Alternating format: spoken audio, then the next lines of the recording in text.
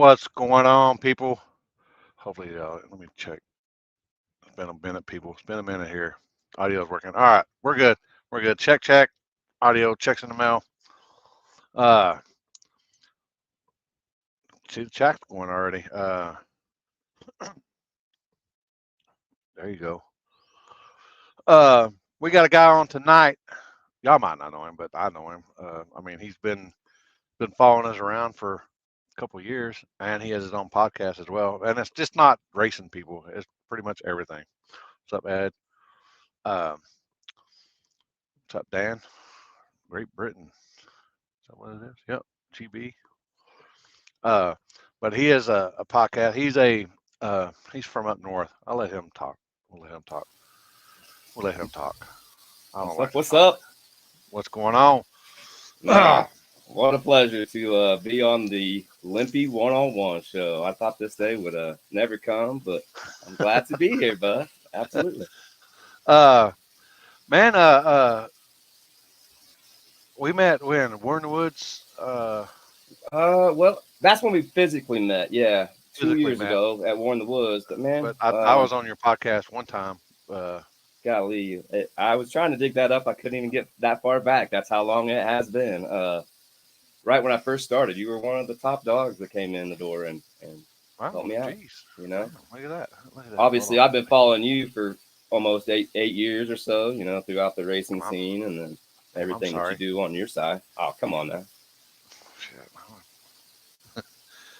man. I don't know, man. All this stuff. I'm an old guy. I'm an old timer. I don't. I believe there's a time and place to post stuff on the internet, and ever since uh, I think Fast and Furious, whenever Fast and Furious came out, it pretty much went down into the shitter. But people try to revive it and stuff like that. Because this is my life. Oh yeah. This is what I wake up and dream about every day is racing and stuff like that. But yeah, it's a lot. The social media has pretty much killed it. Well, Yeah. not really killed it, but it kind of hurt it. I guess hurt the scene. Yeah, definitely put a damper on it in some ways for sure. Yeah. Uh, so let's talk about you. Let's do it. Let's do it. What you got? That's kind of weird for me to not be asking the questions. I'm usually Yeah. Yeah. the Let's one talk about rambling you. my. Let's talk Let's about do you. it. Uh, you live uh, you live up in Colorado, right? Yeah, currently in Colorado, up in Fort Collins area. Originally, though, I'm from Indiana, Anderson, Indiana, about 45 miles north of Indy. But I moved out here with a high school friend back in '07, and that Man, was down south in Canyon City, where the Royal Gorge is. Small town, kind of close to what I grew up around. Everybody knows everybody's business, and uh, not much to do but to get in trouble and such, which that happens. But ended up meeting my wife through a mutual friend, and you know how that story goes. We ended up moving to Denver, have our first kid, get married, and we actually went about 7 years. And then a job opportunity sent me back to Indiana, and we decided since the cost of living is a quarter of what it is out here in Colorado, we ran with it, and it ended up not being something that was for us. But in the meantime, she was pregnant with the second kid, so I had a kid out in Colorado, and then when we went to Indiana, I had a kid born in Indiana. So I kind of had one to one. But we decided to pick back up, and when we did, we moved back to where we are now. And ever since then, all of this has kind of went down. And I've, as you said, been following the no prep scene for 5 6 years. Got really into it the last 3 years. Been trying to help out when I can, just a one man show, and that's I kind of know that. part of it. That's kind of how I got to where I am here with the podcast. We're wrapping up this Friday with episode 175. So, going on 4 years Yeah. in. And Congrats to you, man. I don't, man. I burned out after. Well, I mean, I've it's, did it for a long man, it's time, but easy to do. The thing that consistency is key. And I've always preached that no matter if you have one listener, one follower, or no followers, if you love it, just like you love no prep racing, I love sports. That's always been my life. I've never been the best at sports, but it's always been a part of my life, including racing. And I don't know, just something happened during the pandemic. I always listened to podcasts, and I thought, man, I'll give this a shot. I'm like we was talking earlier, when it comes to these things, I'm awful. Uh, it's a magic trick that I can get these things produced and edited on Friday for everybody out there. But it's just something I just thought about jumping 2 feet in. And how it kind of really goes is I have a childhood friend that I've been friends with since first grade named Brian. And he's the same way. He's a sports nut. And we kind of pitched it back and forth. And that's kind of a little bit where you get the E's and B's from, because it would have been Ed and Brian. But I don't think he really thought I was serious about it. And of course, we were 1,600 miles away. So I just, man, I jumped 2 feet in with no idea what I was doing. My wife and both my kids were heck of sport. My wife really kind of got everything going, helped me with the design. We designed everything. We just came up with a platform. And basically, for the people out there that don't listen or don't know, like every week, I just get you updated on what's been going on from the week prior, from the NBA to NFL to MLB to NASCAR to no prep to UFC. And then the thing I think that scares most people off, I'm an old school. I'm 42 years old. I used to love WWF wrestling. I still do. And that's my entertainment. That's my movies. That's how I look at it. I don't watch a lot of TV, but I watch wrestling. And I throw that in there with the UFC. And also we support the local indie stuff around, towns. And I threw all that in together and came up with a weird idea of, man, you know what? Let's just drop it on Friday morning and let's make it breakfast themed. Because my homeboy didn't want to jump in with me. So I just decided to make it E's and B's. And basically every segment is broken down like this. The first one's this sunny side up, get you started, get you going. The next segment's the meat, which would be like when you came on, or in anything that's the main topic of the week is usually the meat. And then the scrambled, usually your wrestling, your UFC. And then I wrap everything up with what I call the toast, which is all my personal shout outs. Everybody out there that supports me. I got a couple cool ass sponsors, and I kind of get you updated with what I got coming up next, whether it's a guest or I got a brand new merch line that I'm working with, all kinds of stuff. And it's just for the love, and that's what I'm here for. I'm here for those people out there that don't get the light shined on them enough. Yeah, I might not be the biggest celebrity star or anything out there, but you know what? I'm here to do it with you and try to get the light shined on you, and that's what I've been doing. Like I said, coming up this Friday for 175 Fridays. Damn, man, that's really impressive for to keeping it together.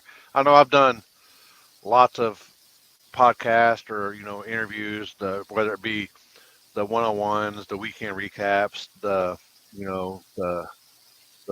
tables, I've been Oh doing them yeah, for many years, and way back in the day, I was never, uh, I never would want, I've never all the videos you've seen, you never seen me put the camera towards myself. yeah. I've just always been. That's another thing. I'm usually not, I'm not, I wouldn't say camera shy, but I think maybe one time in high school I did a little skit, you could call it, for in front of the school, and I don't even know how I pulled that off, but that's about the only time I've ever really got in front of the camera. I mean, it took well over 20 years, even to turn the Oh yeah, camera around. I mean, people will take pictures of me and stuff like that. That would come yeah. around, but Randy Nord Yepers.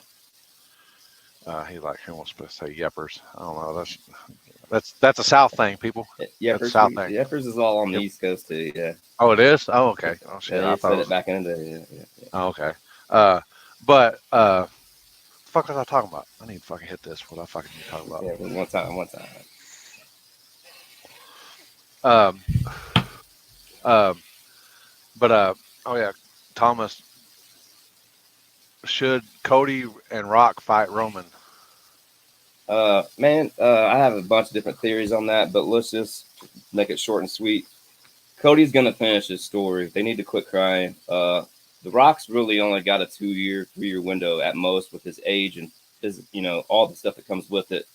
The hype is there for both. It can both be done one night and the second night. That's the way I look at it. There you go. What all platforms are you on? I'm out there on Speaker. I'm also on Pandora, iHeartRadio, Spotify. I'm on YouTube, but really on my YouTube right now, it's definitely struggling. I don't even know if I got 250 subscribers, but it's basically like when we do interviews, I'll put the video version of the interview up there. Like I said, I'm terrible at computers, so I can't edit. You can see some of the shit that I did try to edit, but that's the small part. And also, of course, Twitch and Facebook.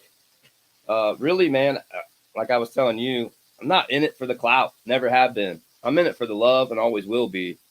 I grew up in a racing family in Indiana. My dad was putting me in the stock car seat while he was building the motors. And then my brother started racing by the time he got old enough. And then after our mom passed away, he and I went in together and bought a Monte Carlo to run circle track. And I was only 16 by the time I could run it.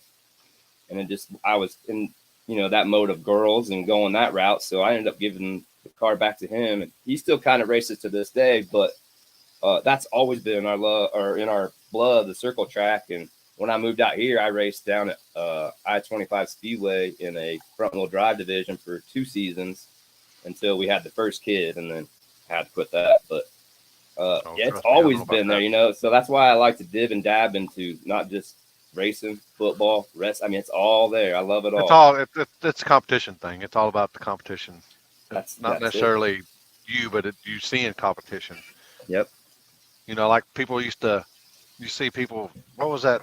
Shit. God dang, what's it called? Remember Gladiators back in the day? Yep. I used to, yeah, but I mean, that was like the old school Gladiators. The old school, like I don't know what they got now, like the strongest, or what's that thing called where they, whatever they compete for or whatever. Yeah, I got you. But I mean, you actually, man. Yeah, you actually compete against somebody else, though.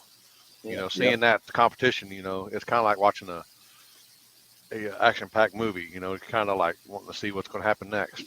Same with the MMA. People, some people hate it, but a lot are attracted to it because they know there's going to be violence or bloodshed or whatever. It's like people watching NASCAR. Well, I mean, I'd say 50% of it, people ain't even in NASCAR. They're just waiting to see the next wreck. Yep, or the drama. It's the drama. What? Just watching Roman gladiator films. You like watching Roman gladiator? They're all right. I mean, I'm not into it. What's that one? I think the last one I watched was like 300 or whatever it's called. Yeah, that's probably the last one I've seen myself, where he kicks him in the hole or whatever. Yeah. Jet, do you like watching what's that called? What's the one that was when they were on TV and they lived on top of the hill? It wasn't gladiator stuff, but it was like, I don't know. My kids used to watch it, and I started watching it. Something where they have the dragon. I only started watching it because of that chick, the dragon girl or whatever. She's hot. And I'm sounds about right. I don't know. Yeah, so I probably know if you brought it up. Somebody in the chat. I know. Somebody let me know in the chat. Where they have the big wall or whatever that's ice, and the spirit people walk around and some stuff like that. That's the different colored teams or whatever. Yeah, this is going to be my. I don't know anything about it.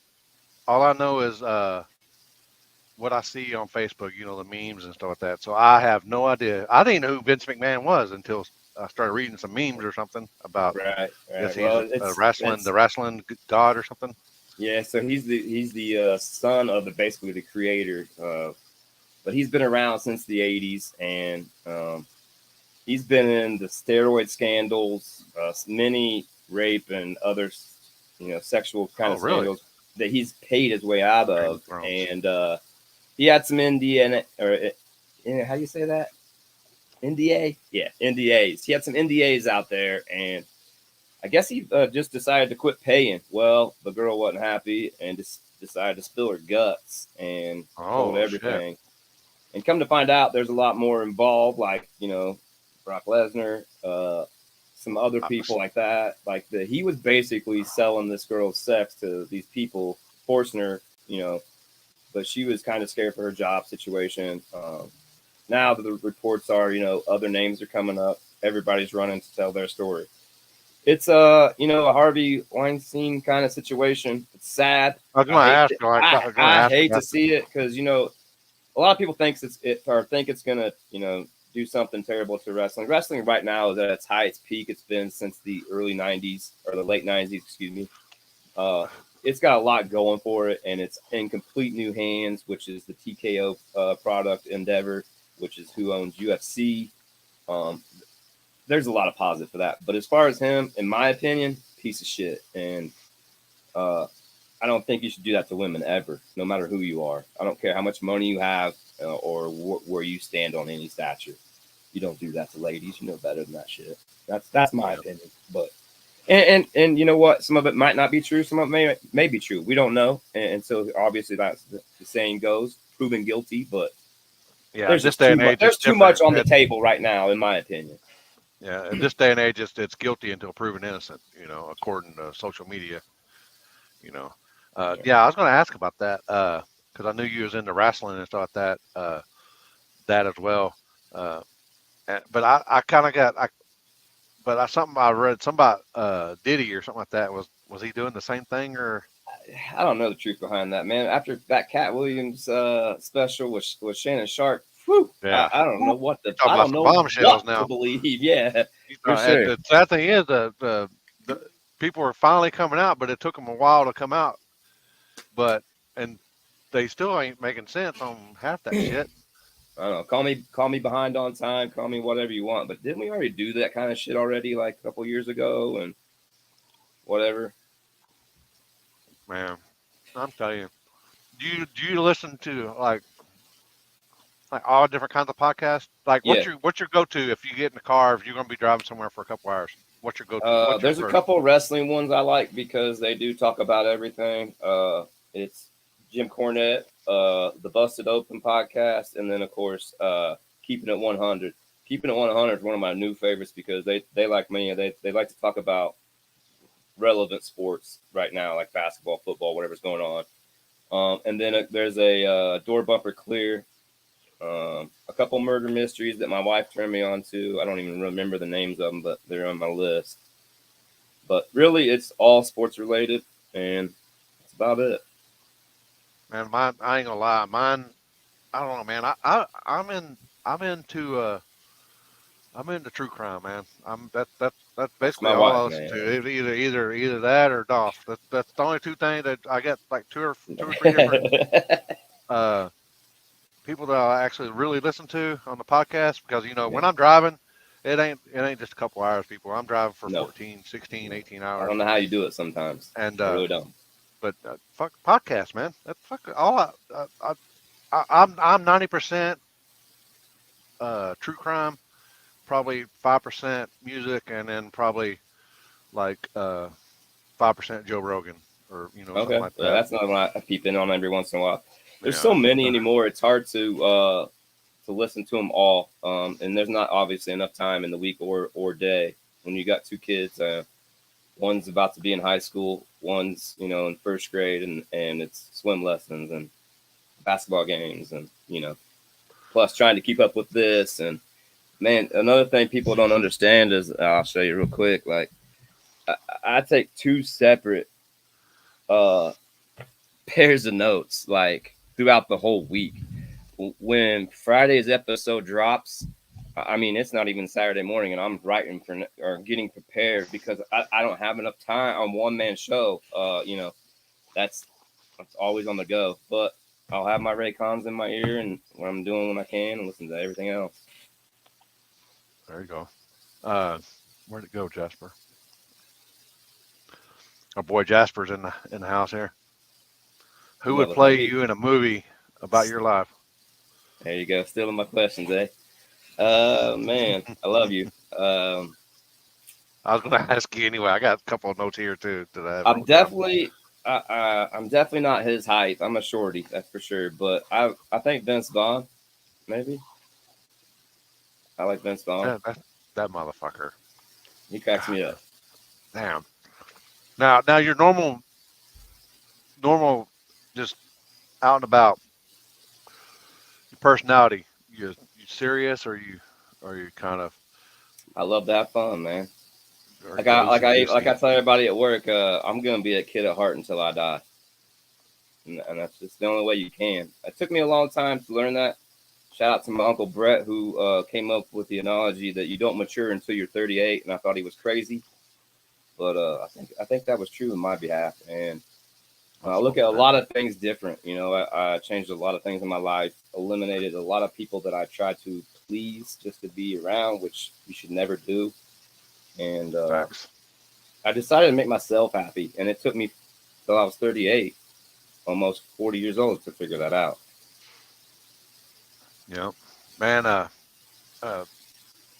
I started I, it's not really what I was I, you get focused on something. I don't know. I've never been diagnosed with anything. I just know how my head thinks. I'm not as bad as Jasper, but as I got to like I got married and stuff like that, and then had the kid, and we did the family stuff. Took my kid through private school to her whole life, and uh, did everything like that. And I always kept everything in check. But it seems like as I've gotten older, like I'm 42. I mean, I got more than a decade on you. I know, So, I know. uh, but it seems like as I've gotten older, it's starting to come back, the OCD or the ADD or what I can't stay focused on shit. But until I started smoking finally because corporate America, you got random drug tests for Yeah, anything. Started smoking again, and it somewhat helps. But boy, I get bad sometimes. I don't know if y'all ever watch the reactions. Sometimes I'll just be like lost watching this stuff, and I ain't even said a word, and I'm like, because I'm really just watching it, and I'm like, and then something will happen, a flicker, and then I'll jump out of it. I, I, I'm I get fucking that way bad. too. Yeah, I like my favorite thing to do is get up. I get up every day like at 4:45. I just my body's set that way, but I like to get up early before everybody else and smoke. And then for some reason I can write when I smoke. I don't have the distractions of the kids and the wife and stuff, but that's one of my favorite things to do. You know, That's wakey what bakey, Matt and calls then it, wake and bake. just write Yeah. it down. Yeah, and just write. I get a lot accomplished that way. What's up? G2, You G2's in the house. too. Man, uh, that's a guy I got to get on my show. We've been talking about it for a while. This actually is the month of love, obviously because of February. And I'd like to get him on my show before the month's up just because how much love he's got, sharing out there for everything he's doing. yeah. Uh, uh, yes. Oh, wait. Yes, sir. I get to go to Florida here in a couple of weeks. Uh, Hmm. going to going down to Money Mike's race down there. Nice. I kind of got myself into a bunch there, and I'm thinking to myself, oh yeah, I'll go. I'm thinking, it's Florida, I like know what you're thinking. Yeah. and then I look at the map, and after I already say hell yeah I'm in, and then I look at the map, and I'm like, holy shit, it's not up top Florida, it's down at the bottom Florida. Like Miami, Florida, down at the bottom, Yeah, it's bottom. like way to Immokalee, I think is the name of the Oh, place. it's where, yeah, he does live down there, don't he? Yeah, well, that's his. That's He's close a to where, snowbird. close to where, He's yeah. a snowbird. He's a snowbird. Man, oh man. Yeah. Uh, because you're gonna feel my pain. Yeah, I Uh, bet. I bet. uh, uh, who you think's gonna win the Super Bowl? All right, so I'm a diehard Dolphin fan. I'm We sorry. You for obviously went real? into. Are you? God, I'm sorry. I'm kidding. I'm kidding, It's dude. all I'm good. kidding. It's I all already good. knew It's that. a good I story, was just man. gonna It's a fuck good with him. We're story. gonna fuck with him. No, I honestly, it's hard to bet against Mahomes, but these guys have played each other, and it's a coin flip, honestly. But I would probably have to go with Kansas City. It's what the NFL wants.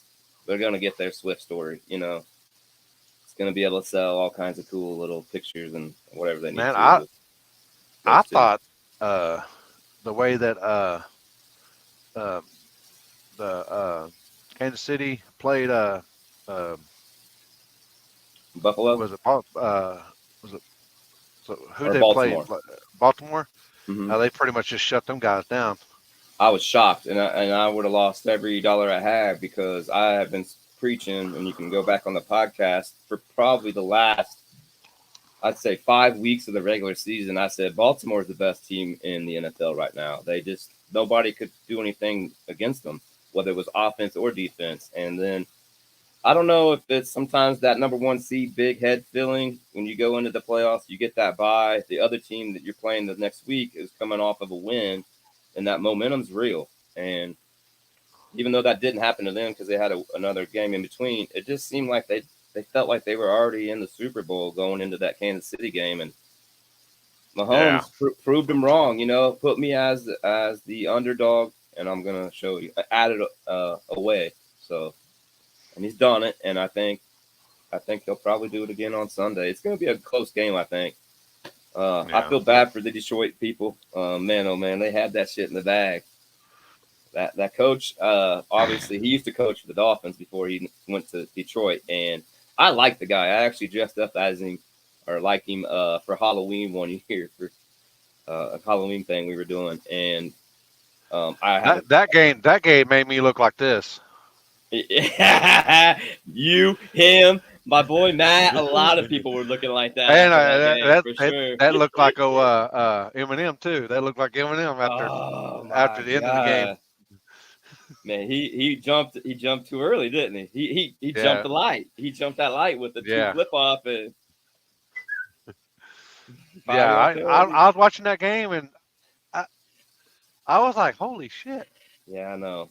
That's one of those games you turn off, come back, and don't believe what you see. Is honestly what it Yeah, was. that's exactly what I was gonna say. But I think that when was it that at the end of the half or whatever when they went It was for third? 24-7 at halftime. Yeah, but I know, but he went like he was going to go for it and they didn't make it or something. I think that Well, was the that turn. he did that. He did that a That was couple of the times Well, I after. know, Then but I think the first one the was momentum, the big yeah, one. yes, I yes. He think could that's have when the got three shift more. changed. Yeah, he could have got three more before half, and yeah, yep, Yeah, instead yeah. he was trying to run the They, score up. what they say, you live by it, you die by it, kind of thing. And that dude stuck to his guns. I mean, he did it with the Cowboys, even though that was a bullshit situation with the player checking in. But She just wants fucking. She's a Swifty. man, She's a see Swifty if I girl. send you anything. Not no. Not me. I'm out. Believe it or not, You like Houston? You like? I'm a Cowboys I mean, fan. I would say it's kind of hard not to I be a mean, Cowboys I'm not. fan being I down mean, there. not. I mean, since her old man passed away, I mean, we used to watch football all the time, and I don't really care for it that much.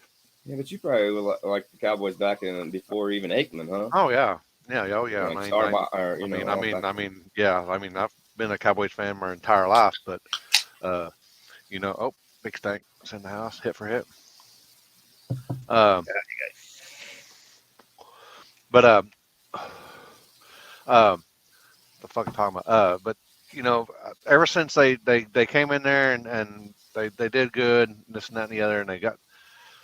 I mean, I read a quote the other day that the Cowboys and the Lions, um, the Lions have won an NFC a playoff game or something this year, and the Cowboys More haven't. NFC playoff games Yeah, in a row. Yeah. yeah, in this year than in this century. In this century, It, it says in this century. I mean man, that's a big not year, but century is a big deal right there. Even decade. let me ask you. So obviously, the other big topic that always has been tossed around. Do you think it is script?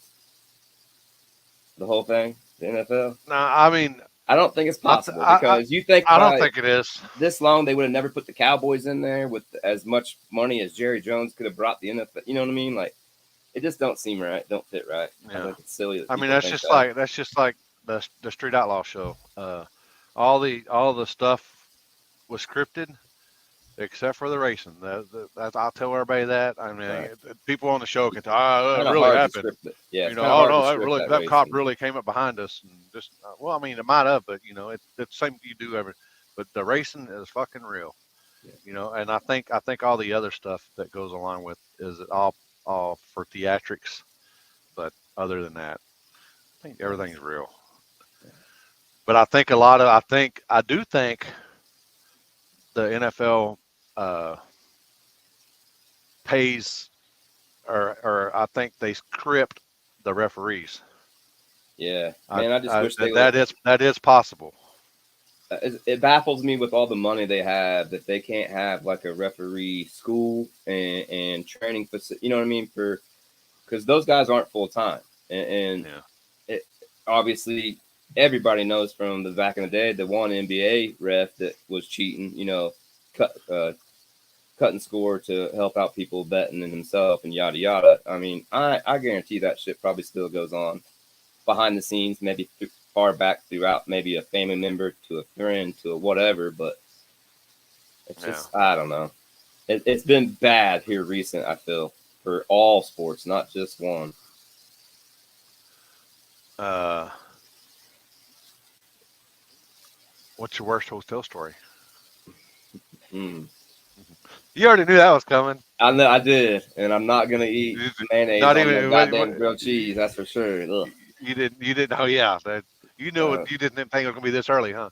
I know, right? Man, honestly, probably my worst hotel story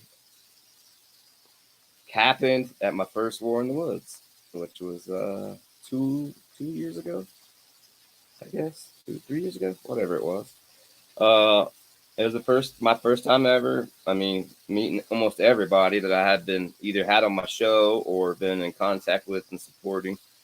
But I got my dad, my uncle, who shout out to them because when I come to Indiana and I come to those races, those two are my right and left hand support, and they're always there. Whether it's Uncle B getting down with us in the sessions, or my dad just hanging out and holding the fort down, or coming up with a way for us to sleep. But that was the situation. The first time around, we weren't too sure about camping. We didn't really know what we should do or shouldn't do. So being 1,600 miles away, was looking for the cheapest option and got a hotel up in Columbus, and seemed all right. I think it was a Hotel 8, maybe, I don't know, something like that. Well, you know how that night, that was the week or the year that we went until 5:30 in the morning, on that Sunday. Well, that Friday night was pretty dang late too. Plus, we stayed down there for a little bit and hung out. So we didn't get back to that hotel until like 2 a.m. almost. And when I walked through the front lobby to get my key, because I had called and let them know we were going to be late, there was like a sheet, behind the doorway or whatever, behind the uh, desk. Mhm. And I rang the bell, and the dude kind of like comes behind the sheet, strictly in his bedclothes. You could see the mat laying kind of in the background and stuff. He was living there or whatever. And They I was probably like, probably on call, or that's where the on call people sleep, or shit. yeah, Maybe yeah. it was Well, his that's what. hotel. Yeah, if that makes you feel better, because it didn't make me. Well, we got our keys, and it was one of the outdoor hotels. So your door's on the outside, and there's always like a, what do you call that? A walkway in front or whatever. It was on the second level, and as we were parking, I noticed there's a few people hanging out around the whole parking lot, and a couple up by where we were. Well, of course, we were the last room on the corner by the stairs, and I noticed that it just looked like somebody was living in the hotel room next to me. Well, they were. So, of course, we got in our room. It was just like you've heard on the table, week in, week out. Nasty sheets, sketchy. But we've been huffing racing fuel for what, 8 hours? I had flown in from Colorado. I was dead tired to the world, and we just decided to crash out. But the main thing about it, I was pumped because I wanted a shower before we came back to the track on Saturday. Hmm. All night long, man. You could hear the neighbor's TV. It never turned off. They were in and out their door. I couldn't tell you how many people were up and down that hall or that walkway. It was a slummy place. But we get up the next morning, and my dad, he's the early riser, and tries to beat everybody to the shower, and we're all just kind of waiting around, and me and my uncle are chiefing out, getting ready, and I don't hear anything, and all of a sudden my dad comes out in his skivvies and goes, "No water." Oh shit. And I was like, well, "You gotta be shitting me." This is the only. I mean, I was already fed up from how it looked by the night before when we got the keys, but that was mainly the whole reason why I came was for the damn shower. I wanted to be able. I had hair gel and crap in my hair. I wanted to be able to wash the racetrack off and then go back and do it again. And I was pissed, and I couldn't believe him. And I went in there and I was turning things on. Nothing was coming out. The sink had like a somewhat stream, if you want to call it, kind of like you seen on Casey Max's video. And my dad was like, "Well, I guess we're just gonna have to hillbilly it, use water bottles." And I'm like, "Man, no, I didn't pay fucking $200 to or whatever, for the weekend to not use the shower. That's the whole reason I was upset." So I don't know what got into me, but I just decided, all right, I'm gonna try it one more time. And I went in there and turned the knobs, nothing came on, and I just got mad, and I was just like, "God damn it," and shook the faucet, thing kicked on. Dude, I took a faster shower in my life, but it was warm. I got the racetrack off of me, and we made it to the track on time. Yeah, 100% Taylor Swift wins the Super Bowl this year. Amen. Amen. What hotel? Well, you weren't staying in Nashville, were you? No, it was in Columbus. Because like I said, I didn't know the whereabouts just yet. I hadn't. Yeah. Jasper and Josh and the boys hadn't filled me in on what I needed and not to be doing. Yeah. But yeah, I would stay at Nashville, but if it's any further than that, it's got to be like, if I'm going that far, it's going to be a pretty good hotel. Yeah, well, damn sure now. Like I stayed with, shout out to Josh, Ohio Grudge Racing. I stayed with him last season. We kind of got screwed out of our hotel at that Quality down there by the drive-through IGA. Yeah. I was about to say, I remember that. Me and Josh went and ended up staying up on that hill, and that really nice one right there across from McDonald's. But obviously, we know what happened. The power went out, and we woke up, and there was no power in that hotel at all that day. And then the rain and all that shit went down. But yeah, you know what I found out? The same person that went through that did the same. What was that there on the corner of the gas station? What do they call them? Speedway, huh? Speedway. Did the same thing in Speedway. I think I heard that too. Didn't they get out and do it right after that? And how that went? Yeah, I think it was both. Pulled happen? in and then backed out and then did the same. I was like, good Lord. They got stuck in the IGA. They were actually stuck inside. And I actually think that one person died. The passenger died. I honestly think if that damn state would legalize marijuana, they wouldn't have so many gosh darn meth head and crackhead like that. I promise. When I was out there, I was in the parking lot having a safety meeting because we just got done and got back to the end. That's when the fire trucks and everything was over there. I was just blazing away in the parking lot, just watching what's going on. Cause I didn't know. I thought fucking Indiana was, green. Oh man. And some dude goes, "Man, you got another one?" I was like, "No, but if you want to take a pull or whatever, But we're sitting there, you're like, "Yeah, I gotta get away from this in case cops come up here." I'm like, "What?" Because we were smoking and we seen one pull in, we seen another one pull in, and I'm just sitting there and I'm like, come to find out it's not legal in Indiana. Yeah. Yep. Yeah. But it should be, but it ain't. That's for sure. Yeah. I hope that man, I hope the 49ers win. Just because the backstory with I heard today, I can't remember what podcast or whatever I was listening to on the way to work this morning. Somebody said there's a possibility of they have like those weird bets for the Super Bowl, like who's going to score first or weird, just anything off the wall. Well, I guess there's supposedly going to be one that if the Chiefs win, is Travis Kelce going to ask Skinny Bones? I mean, they've been together for like 3 or 4 months. That's celebrities, dude. They only need to know each other for a week. Oh well, shit. I was with my lady almost 5 years for. Hey, if you think I still don't know if I did the right thing. Oh, As she's long as he still. can get the right person to write it up, it'd be a smart move in his shoes because I know damn well she makes more money than he does. I seen this meme the other day, and it said, oh, it was Taylor Swift and Ron Jeremy, and it said name the song that she writes after they break up, and somebody said, uh, he he he he went into me like a wrecking ball or something like that. Oh man, oh man. People don't know who Ron Jeremy is. Y'all look that up. You know, Old it's school. old. Yeah. Yeah, That's VHS stuff. yeah, that's the shit. That might be beta. Yeah. Shit, Uh, especially. Somebody said something about uh, oh shit. Jet said he's sick, quarantine. He got COVID. That sucks. Uh, Old lady I said don't know. Chiefs. Oh yeah. So I met Eddie Brown County 3 years ago. Yeah, of course he's a good dude, man. He's always a good dude. Uh, Man, I remember back in the day, I used to watch wrestling. Like, I mean, I'm talking probably back before you were born. Uh, Used to watch wrestling and stuff like uh, the Von Erichs and uh, God dang, Yeah. Maybe the funk. yeah, I mean, they're around that your area. the Freebirds. Oh yeah, They man. were they were Freebirds just are fun. they when I got out of it, they were just starting to come on.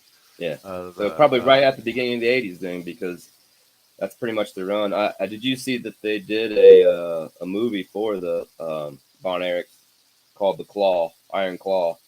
Yeah, It's that's not funny. everybody thinks it's a wrestling movie. It's actually more about their story, which is a Yeah, jacked because up story.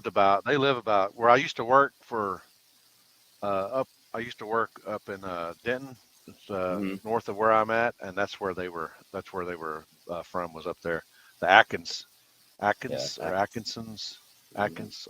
That was a real name. Their dad used to be. He was the Yeah, back in the he '50s and was stuff. the main man He was for the a long originator. time. Yep. Yep. Yeah.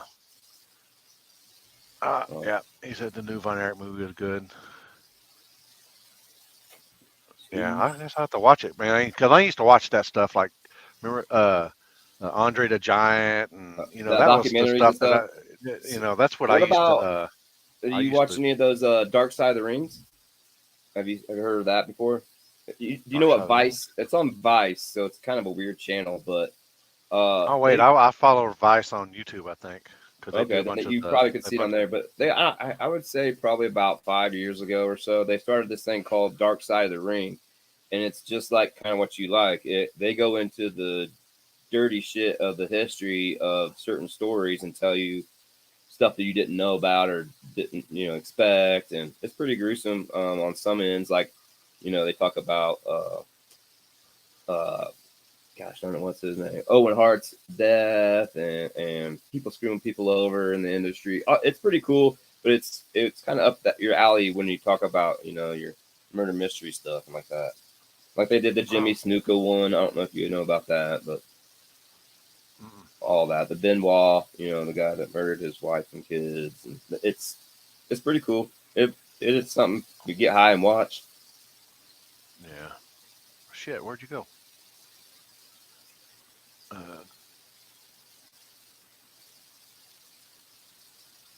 uh, so what's your take on I mean, I'm sure you know what you're more into it on the all that drama with going on, but is it because they said I don't even know who's the other dude, that Triple H dude that they say he's going to get kicked out or something. I don't know. So the whole thing is like they're worried about who knows what and what's been shared because it seems like Vince back in the day always had kind of like everybody has his right hand man and his gophers and shit like that and people that would do anything to keep their job. And there's a couple. One of those guys is in that. It's a 67 page uh, lawsuit, dude. 67. Man, He was gonna God pay dang. his because hush money was 3 million, and he stopped paying her at 1 million. So they think that's basically why she was like, you know, I'm telling. I mean, I don't blame her. 2 more million is a lot of money. Yeah, But especially this but day and age, because but Triple H, for you might not know, is actually his son-in-law. Triple H is married to Vince's daughter, so he's married in. Yeah, midget wrestling. I sent him one. There's one coming up we should go to. oh boy, that's fucking you'll see fucking Tabor there. What you'll see. I know, man. Like sometimes I say I would love to hang out and party with them, and then other times I'm like, I think I just want to hang back here and check it out. She says Vince is guilty as fuck. Yeah. Oh, absolutely. I don't never said he wasn't. Like he's been doing it to more than just this girl, Oh, in my opinion. damn. That's exactly right. But Yeah. they're not like kids, are they? Well, I mean, I hope not, but I mean, like we don't Epstein know. was like kids and stuff. Yeah, it's not. Most of No, his it's not are that like, dirty shit. But it was mainly employees. He was giving these people jobs, and then kind of there was a masseuse, I think, as well, and something else that was brought up. But he's paid off like I think it was something like 14 or several million in hush money. It's unreal. well, Brock Lesnar's in it too. Yeah, so Brock Lesnar, when he was coming back, I guess Vince McMahon said part of the deal was she was part of the deal to get Brock to sign back with WWE. He asked for photos of her peeing, I guess, and other crap. And then he set up an arrangement, and weather supposedly delayed that or whatnot. But It might have been a little wet. crazy part was the Royal Rumble was, obviously the weekend of this stuff coming out, and Brock Lesnar was gonna be part of it, and they had to pull him from it. Their sponsor Slim Jim pulled out until he resigned, and then they went back in. But, Like Slim Jim, like, oh yeah, skip it to a Slim, like and that's damn Randy right, Macho Man. my man. Yeah, That's my boy right there. that's I probably met my him one all-time time favorite. at a gas station when Oh, shit. they pulled through and they were getting gas. They were actually in a fucking like in a car. It was like Probably like an old town car, huh? yeah, I can't yeah, it was like an Like old a car. Cadillac or something. Yeah, I mean, like an that's old how they ride 3 deep like that back in the day. That's how they went. They didn't go in those Escalades or whatever. yeah. I mean this you're talking in the 80s and stuff like that. So Yeah. because I lived in a small town. I lived. I tell people I spent the first 18 years of my life trying to get out of the country, and now I'm spending the rest of my life trying to get back to the country. Yeah. Which, country Yep. people that live in the country, y'all stay there if y'all can. Yeah. Trust me. But yeah, he did. I got him to sign. He didn't know how to spell Chris. He was like Hey, he was. I think they were a little. his They were daddy rolling. his daddy was the same way. He was he was in the wrestling game and had his own territory, and that's how Randy and his brother Lanny Papa, they both kind of got in the game. So Oh, it's his uncle. sick. Yeah, where would Slim Jim be without Macho? That's what I said. I mean, I won't ever look at it the same with any other face. I don't care what wrestler they put it there. It's always even when you hear the commercial on your podcast or radio or whatever, you hear Macho Man at the end. You don't hear anybody else. Oh yeah, Hackshaw Jim Duggan. Yeah. I watched a deal on him the other day, or not too long ago, but it wasn't the other day, but it was a while back on YouTube. And Mm-hmm. scrolling through, and I seen him, and I was like, "Dang, Was he showing off him his room? Maybe like all of his maybe." like memorabilia and stuff. Yeah. I watched that one a while back. He's had some serious surgeries here recent. He's doing better, but man, all those guys that we like that I grew up on, it's unfortunately, a lot of the wear and tear has caught up to them for the ones that are still even here. But Yeah. Uh, yeah, you remember like the missing link, mm-hmm. Kabuki. Kabuki, yeah. Uh, what was that dude's name? I actually, because my kids Mr. all live. Mr. Wrestling. Is that what, there was a few of Uh, those guys down there that was pretty. my kids all into that WWE stuff. I Really? mean, She's fucking 28, but you know, I mean, I'm telling how old Well, I you am know, now, but I was. she's all into that stuff. Her and her husband, all into that stuff. That's how I was. I was into it serious until about high school and stuff, and then chase girls and beer and weed, and then I don't know, something just changed, and I got back into it. Like I said, I stopped watching TV. I started watching wrestling. I actually started watching old wrestling, because that's what I like the best. And Yeah, it just King trickled Kong into Bundy. the new stuff, and then my kids, we call them the wrestling sisters. They're kind of falling out of it now again, but they were into it heavy, and that kept the interest with me. That's where a lot of those action figures and stuff came from when they wanted that stuff. So I kind of piqued my interest again, and then my wife, you know how all the wives are, they like just to look at the men in their underwear. So, and we went, hell, I've went probably in the last 2 years. I went to four events, and we went to one in Vegas that was pretty dope. Damn, all the way to Vegas, huh? Well, we go That's to vacation too, wasn't it? Yep. The wife and I go on vacation every year for either around her birthday or close to our anniversary in July, which is not a good idea because it's fucking hot there. But Yeah, we I go down remember there that. for a couple of days, and we do something. We've seen comedians and wrestling. We do something. Dusty We roads. don't drink. Heck yeah. We used to be silly, stupid drunks, and like I said, I grew out of that shit. Were you ever into? I know you're wrestling, but were you ever into like the other the the real wrestling or the Yeah, I tried from like high seventh school grade. wrestling and Yeah, stuff like that? seventh grade through my junior year, I tried it. I kind of like you. I went to a small town and country. Shout out to Franklin. And it was a seventh grade through 12th grade school, and roughly around 600 students in the whole thing. So of course everybody knows everything, but we were pretty damn good in my high school era. Two classes above me were really good, and they always went far. They had a couple kids that went to state almost every year. And me being a little guy, I didn't have much choice. I wanted to do it. I wanted to be good, but I was kind of stuck in a weight situation. So basically, I always had to wrestle out of my weight class, I guess. And man, I get mopped, and you know how it is. You don't want to be embarrassed at that age, so the cool thing was to do quit or try something else, and that's usually what would end up happening. But I liked it because you know what? Still to this day, I can still remember some of the things Coach Crest taught us as far as just technique, and you can utilize that stuff and your everyday protection if you needed to. I mean, as long as obviously weapons aren't involved, but Yeah. I think honestly, it sounds silly. I know parents these days don't want their kids playing football because of head concussions. Wrestling's too rough. Blah blah blah. If you want to be honest and you want your kid to have a little bit of a backbone, going, maybe even coming out of high school or going into high school, put them in some local, wrestling.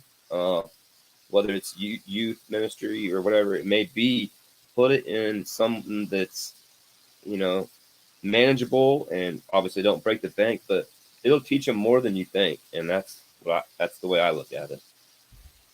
Yeah. She get pissed. She says we're fake. Hey, Uh, man, some of it is fake, some of it ain't. man, It's like the movies. You mean unless you know, unless you there know, was you really know, flying cars in that Fast and Furious, I could be fooled. I don't know. man. I mean, hang I on, actually started watch. I hang watched on. this. Yeah, yeah. Fucking a. Hit to that motherfucker. That Fast and Furious shit. I just watched the new one. I guess whatever it came out on. Was it Amazon or Netflix or something? I And don't even I know what watched it. number they're on anymore. They're on like X. X is what the only thing that maybe that's 10. So I think it's like um it's like Friday the 13th, man. I mean, what they got like 18. How many times that motherfucker been killed? I know, right? I I mean, know. I mean, I there You can only kill him so many ways, right? that and there's so many times that you can just look and you're like that looks fake as shit. I mean, but yet they're still out there. I don't know if uh I know what you're saying. Yeah, they left it open to where there could be another one or everybody's dead. One or two. it's all about that money anymore. Yeah, That's I know how that goes. Well, Jason, that big yeah, he's not there whatever no his name was. more. He was a Jason Momoa, or whatever his name is. I know who you're He's talking. he's a gay dude. He's supposed to be he's gay in that. I'm like, Yeah. Uh, can't talk about transmissions on this show. I I'm know, no telling you. transmit. Well, what is it? What do you think? 400, 350? What? What's your take on the since you're into sports and stuff? Oh, What's white that? pants in the house. White pants in the house. What's your take on the dudes in playing women's sports? I say Bullshit. them dudes. I say dudes I because say it's fucking bullshit. And I love, I can't remember who it was, but there was a female swimmer recently literally put on her swimsuit, born with this, right in her crotch. And that's how it should fucking be. I don't care what anybody says. I don't want to jump on any kind of, I don't believe in this or believe in that, but I do believe in one thing. You're born with it for a reason, and you should play the sport that you're supposed to, not fucking go and try to take advantage of something that you know that you can be better than women or girls or whatever you may call it in. I think it's silly. yeah, I seen one of them. I don't know if it's TikToks or Instagram or whatever it was on, but the dude goes, if you're gonna let guys do women's sports, then just need to get rid of one or the other. Just have one sport. Yep. Well, You John finish Daly where you said it the finish. best. John Daly said it the best. He said, "Well, shit, if I knew that Boy, I all I tell had you. to do was go put a skirt on, I could have won many of the LPGA Tour events and been rich as shit." Yeah. But he didn't do that because he's a fucking man and knows where he belongs. You know, I don't know. I don't want to make anybody mad. I'm sorry if I did out there, but that's just my feelings. I mean, I mean, we're allowed to have opinions. People, opinions are like, oh, everybody's got one. I know. no, don't make me pull it up because I think there's pictures out there. I'm telling you, I know there's a live feed out there with you on it. I'm just Yeah. saying, somewhere. But when he won, was it the British Open? Mm-hmm. I don't Oh, know. Daly? Yeah, long time ago. I can't remember how Yeah. long it was. Gosh, it was like Uh, 95, 90, I don't know, something like that. uh, I went and got a set of golf clubs because my buddy would play, and he was all like, That's right. man, You do like playing golf. I forgot. That's right. and Or you did. he hit that.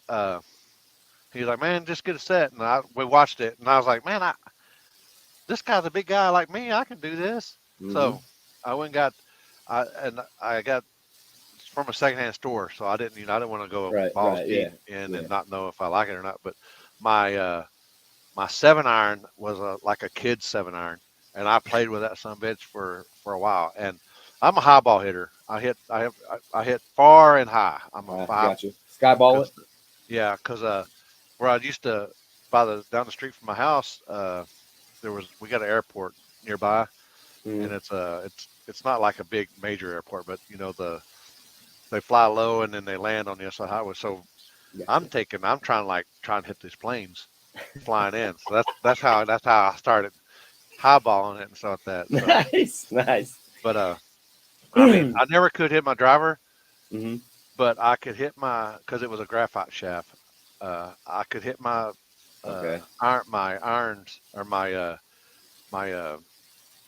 my steel shafted clubs. Like I the could hit three wood and, yeah, my I three got you. wood and my 5 wood Yeah. and a 7 wood and like that. I could hit my 3 wood just as further people could hit drivers. Yep. Some people are like that. I know a lot of people that don't even hit the driver off the tee because they just it's in their Oh, mind. You know what I mean? I've got a bad slice with my driver. So Bad. I love playing golf too. I tried to play for high school, but it was hard because golf and baseball was at the same time, and a lot of my friends played baseball, and that was another one of my loves. But uh, I played forever, and then when I moved out here, I didn't play for a while, and I started the same way, kind of like you, except for I had my father-in-law's hand-me-down clubs, and they were like percentamus, like the old wooden driver heads, like the Yeah. old. Yeah, And where you got they're like screwed, the yes, screws. You can take the and weights and stuff out. too short for me almost. But I played like 2 seasons with those, and then finally my pops bought me a new set for my birthday, and I got this new set, and I to this day I have to line up like to the left because my drive only will go, and Yeah. then land out in the I middle. used But if I line I used to straight, it'll hook, yeah. and I don't know why. I used to try to play I used to play like that. I know one time can't remember where I was playing at. It was somewhere around here back in the day. But I think you had to go through some trees on the driver off the tee box. You had to go through some trees over a lake, and you had the fairway, and then it was a straight shot, just straight. Yeah. But I think it was like 375 yards to the green, and I hit that thing and I lost it. I couldn't find it. I couldn't find it, and I was like, well, I should be around here somewhere. So I took a drop, hit it, and I always mark my balls with smiley face, so I know it's my ball. Right. Uh, um, and I knocked, kind of bladed it a little bit because my short game wasn't really that good. Long game, but my short game wasn't really that good. And I bladed it, and on the other side of the fairway was my ball sitting. I had two Oh, balls no sitting shit. on the other side of the green, Where just your drive, barely your on the other first drive side. was. My first one.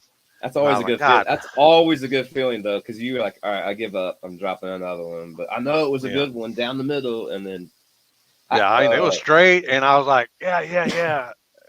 Well, last I'll time I find it. I'll played with find it. my bosses at the dispensary last season actually, but I did the same thing. I had a killer drive, and we all knew I was the only one on the fairway. But by the time we got up to the ball, because they were scattered left and right, we couldn't find it.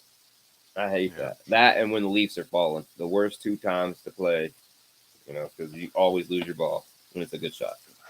Man, we used to go play around here because we don't have winters like y'all have up there. Right. But Yeah. there's a couple of times we'd go out and play, and it did snow here, but we used to go play. We were diehards. We'd play with orange balls. Yeah. Well, sometimes you have to though, depending on where you're playing at. Yeah. And I remember even back in the day, back when you weren't worth the shit, uh, how much balls were, and then I would Dude. I would go at least a game. I would probably lose three to four I got three to four balls. Artsy's Yeah. grow up here in Colorado or whatever, but these are Pro V1s. These things Uh-huh. are ridiculous. They're like $20 for three or something silly like that. Yeah. And I I mean, can promise back in the day they were like $20 for a whole box. 12 Yeah, for like yeah. 12, And I can you're like, promise you this. Here's the reason why they're still in this, because this would only take about 3 holes and they'd be gone. yeah. I would I would literally I would go to the driving range and I would pick out. This ain't no practice ball, so I like put my pot, Please find some white ones in the yellow because mix. because yeah, I mean, because I mean, shit, when you first starting off, you're gonna lose at least 6 to 12 balls on the first 9. Never fail. That's why I stopped buying new balls like that. I go and buy the range balls that they find. They usually have a huge ass bucket, like $5 for $1, or whatever. That's where I go now, because There was a guy that they're probably going to get them back. I met him out there, and he dive and get balls. Oh yeah, He was a diver and got balls, and he goes, I got his number, and he was like, man, just whatever. And he was selling like he was $1 ball. It wasn't bad. Just like the people that how people live on the courses. I mean, they have the backyards butted up to. They can do the same thing. I've seen a couple kids in Indiana. There's a course over by kind of close to my dad's that has a trailer park around it, kind of whatever, retirement park. And their grandkids would sell the golf balls they got out of the backyard and shit, like the same way. Yeah. How I got my my slice would be I would start aiming to the left a little bit, but I would twist. I would move my shoulders. Move your body, yeah. I'd move my shoulders first, and then I started getting in front of it. So then I was starting to hook it. Mm-hmm. Then I would but it was always with the 3-wood. No matter what I did with my driver, no matter how I did it, that graphite shaft, I just have too much. I just have too much. Now, what if you hit a steel shaft? Are you any different? No, I'm good on a steel shaft. I like the weight. And actually, believe it or not, I had some pings that later on that I got before I actually quit playing. They're probably maybe in the garage somewhere, but they're my irons are graphite shaft, and I hit them pine. Yeah, I like the weight of it. I don't like the the light stuff. I feel and how it flexes, it messes me up. Yeah, because my irons are shorter graphite. I hit them. I used to hit them perfectly because I got the Ping I2s. I had the Ping I2s back in the. Okay, You yeah. know what? They're probably like on the Ping 30s by now. I have Uh, no. They're too expensive, so I don't even look. uh, but I mean this is back when I used Heck, to shoot. last This was year got gifted some 845s, which are kind of like what you're saying, old school irons that were popular in the 90s, yeah. and I was geeked. I and I used to play like I used to probably play 5 days a week. I got down Man, to when I was probably like a 4 or 5 handicap. yeah. Before I had my second daughter, I was probably playing every weekend in Denver with a buddy. When that Golf Now app kind of kicked off, when you could go on there and book a tee time, and usually they were at a discounted rate or whatnot. I was playing a lot, but then you know how it goes. It eventually catches up, or the prices did change a lot. They went from like $35 to man, you couldn't get on the course under $50. And back then, like I said, I used to be a stupid drinker, and I used to think, well, I've got to have a 6 pack every time I play, and I got to have at least 2, 3 blunts, and That's I the mean, old lady. I The still got to old have the lady would blunts come. now, but drinking no. Yeah, the old lady would come. She would just she never played. She would just chase the Just beer cart ride. girl. That's what that because I people I've never really been a drinker my entire life. I've I never been. pretended. I pretended. I mean I would social drink. I mean I would have a couple. I would mix drink. If believe it or not, even if I did mix drink right now, if I had a beer, I'd be hammered. I could probably have a couple of mixed drinks I'd and I'd probably probably get be good. sick, honestly. Now I mean it depends. when Yeah, we go to I would probably go. Vegas, the wife likes to get those every once in a while, those frozen margarita, that they Yeah, sell on every strip or whatever. And every once in a while, I might take a couple of drinks out of that to clear up the cotton shops. But I'm not going there to drink. Never have. I mean, we don't even gamble that much either when we go there. We just really go to get away from the kiddos and. yeah. Well, you gotta have time for yourself too. Yeah, yeah, You know. absolutely. I mean, I shit, mean, we're going 15 years is a pretty good deal for us. So yeah. Uh, uh, yeah. Now it's just me and the old lady. I mean, my kid's she's been yeah, out of the house for a while, huh? out, yeah, for a long time. I mean, her and her husband. I mean, they've been together since they were in 8th grade, and they're still. I mean, and now they're married. But That's cool. I don't know. I don't know where they get that staying together shit from. Yeah, I like that. Yeah, right. Yeah, right. I like that stuff. I like loyalty, man. Loyalty is cool to me. That's what I like. Uh, Yeah. Definitely the route. I trying to push my little ones. I got one that's about a year and a half away from driving, and like I said, the other one's Ooh. in first grade. So I got that That's, and separation. it's, Yeah, 11 especially more as years high as before I'm in that boat. especially as high as fucking insurance is now. Shit. Man, don't it? Hey, and especially how this young lady drives the golf cart. I'm not. We got practice to do before I let her go. Okay. Yeah, definitely. I just Dan, I got actually I think I hurt my back. I hurt my back uh, at work a long time ago, and then my back's And been fucked hopefully up you'll ever be able since. to play again, and one time we'll be able to get together, and that'd be a fun little. I've honestly, this is one of my thoughts I have been wanting to do for a long time, and I just obviously a one man show I can't afford it, but I want to do like a golf outing, like a sponsorship thing where we could bring in Ohio Grudge Racing, No Prep Felons, Limpy, School Media, support your local, and everybody comes together at some badass golf course, and we play like Like what a are they little, scramble, or whatever, yeah, best ball scramble, and something yeah, that wouldn't take us forever, but and man, just have a damn good time and get away from everything that we always normally do and be together with each other. And that's a goal of mine, man. I'd like to put that together in in the distant future, or not too distant future. I think that'd yeah. be really fun. I was seeing that uh that Yeah. uh yeah. I seen what did they have this past weekend? What was that? The Pro powder am. puff, the powder puff bow or something. The golf? No. Well, that, but I Oh, the seen Pro Bowl. I call it the Power Puff Bowl. Powder Puff Bowl. You're right. You're right. It's what it is. It's no. Keep your hands to yourself. No, they're playing flag football now, Limpy. Though That's because, like I said, Powder Puff football. well, they might have flag football in the Olympics, is what they're saying. Oh, jeez. I know. Well, I I seen do that they like had the all skills different. stuff, though. I like the skills challenge crap. I like that. I think that's fun to watch. That's Yeah, I like that stuff, and but I seen that my boy, uh, I don't even know what his name is.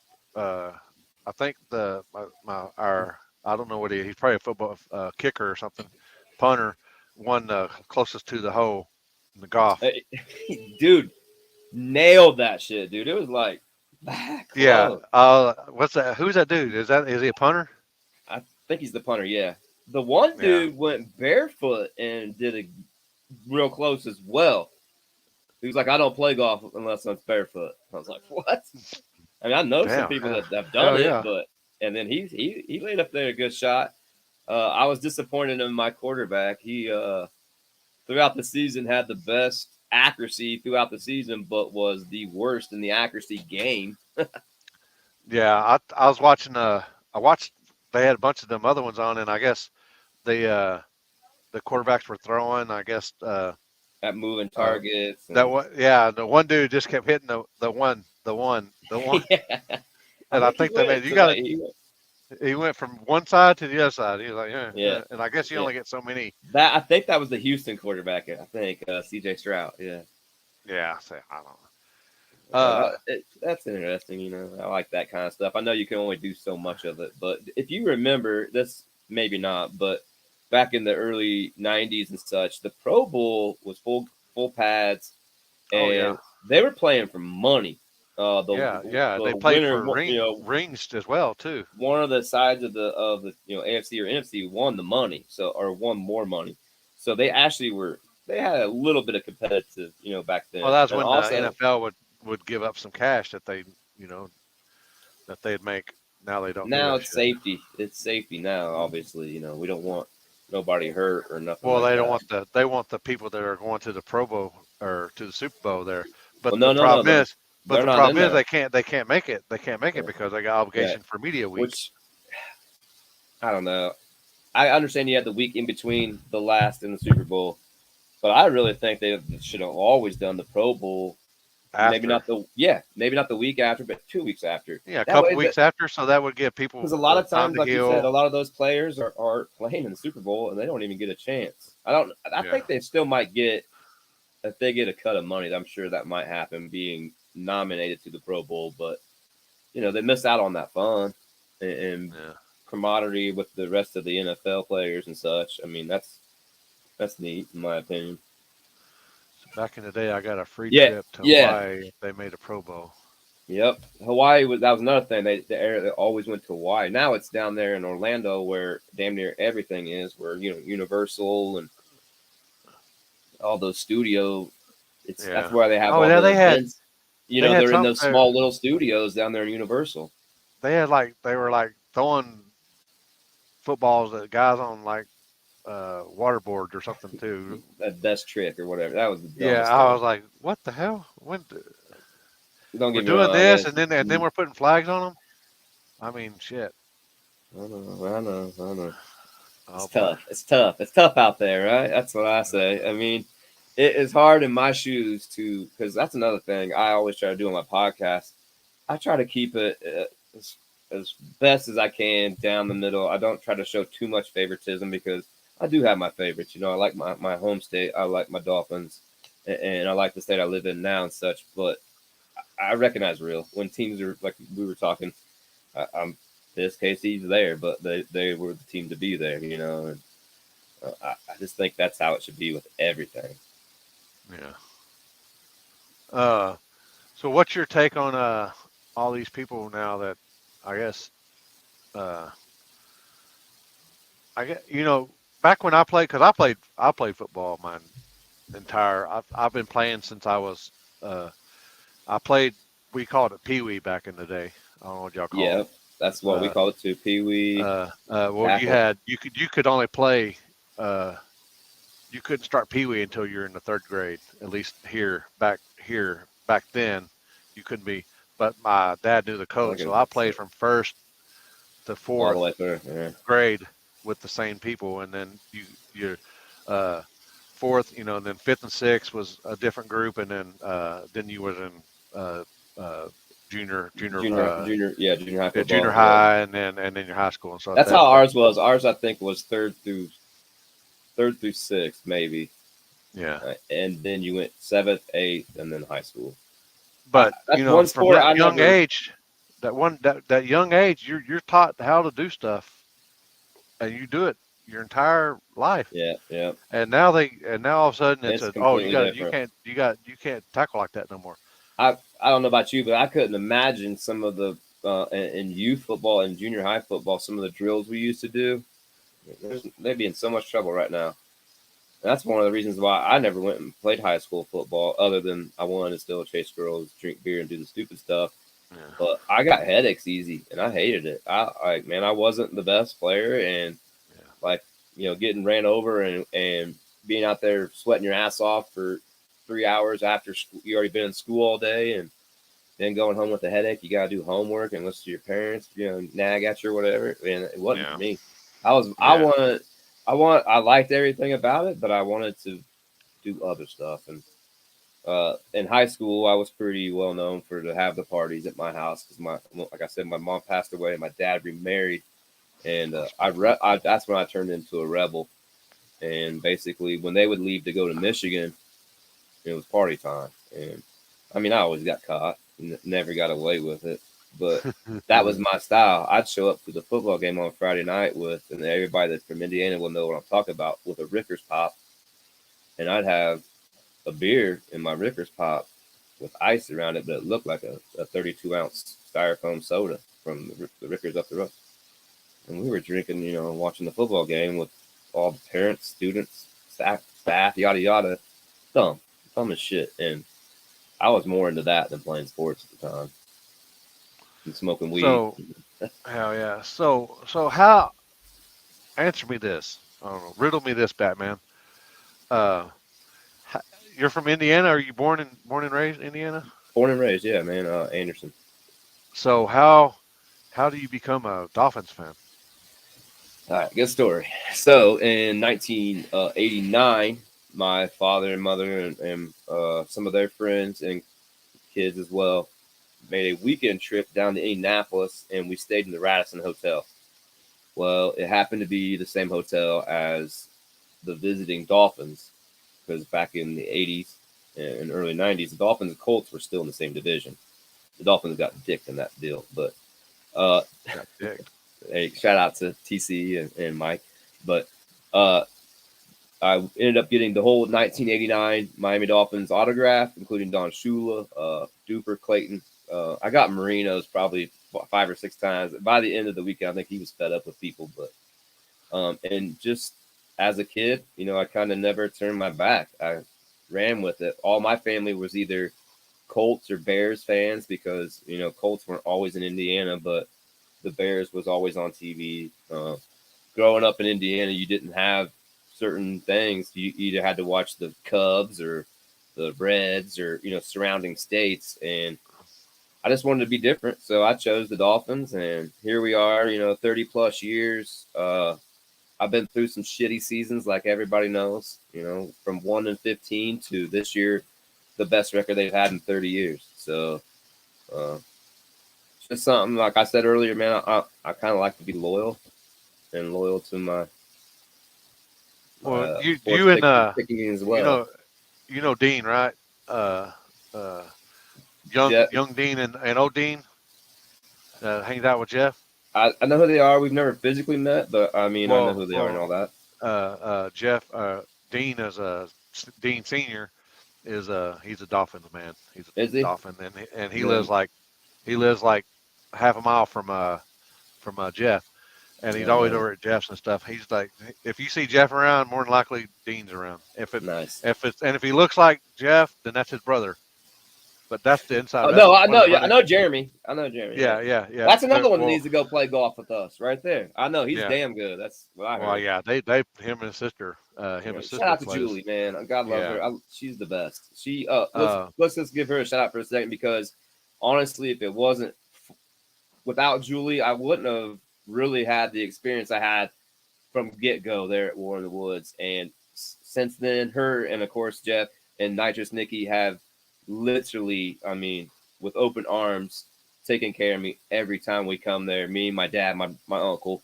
Um, that's what the best thing about this no prep family, and she is the heart and angel of that whole Indiana area, and she knows it. And shout yeah. out to her.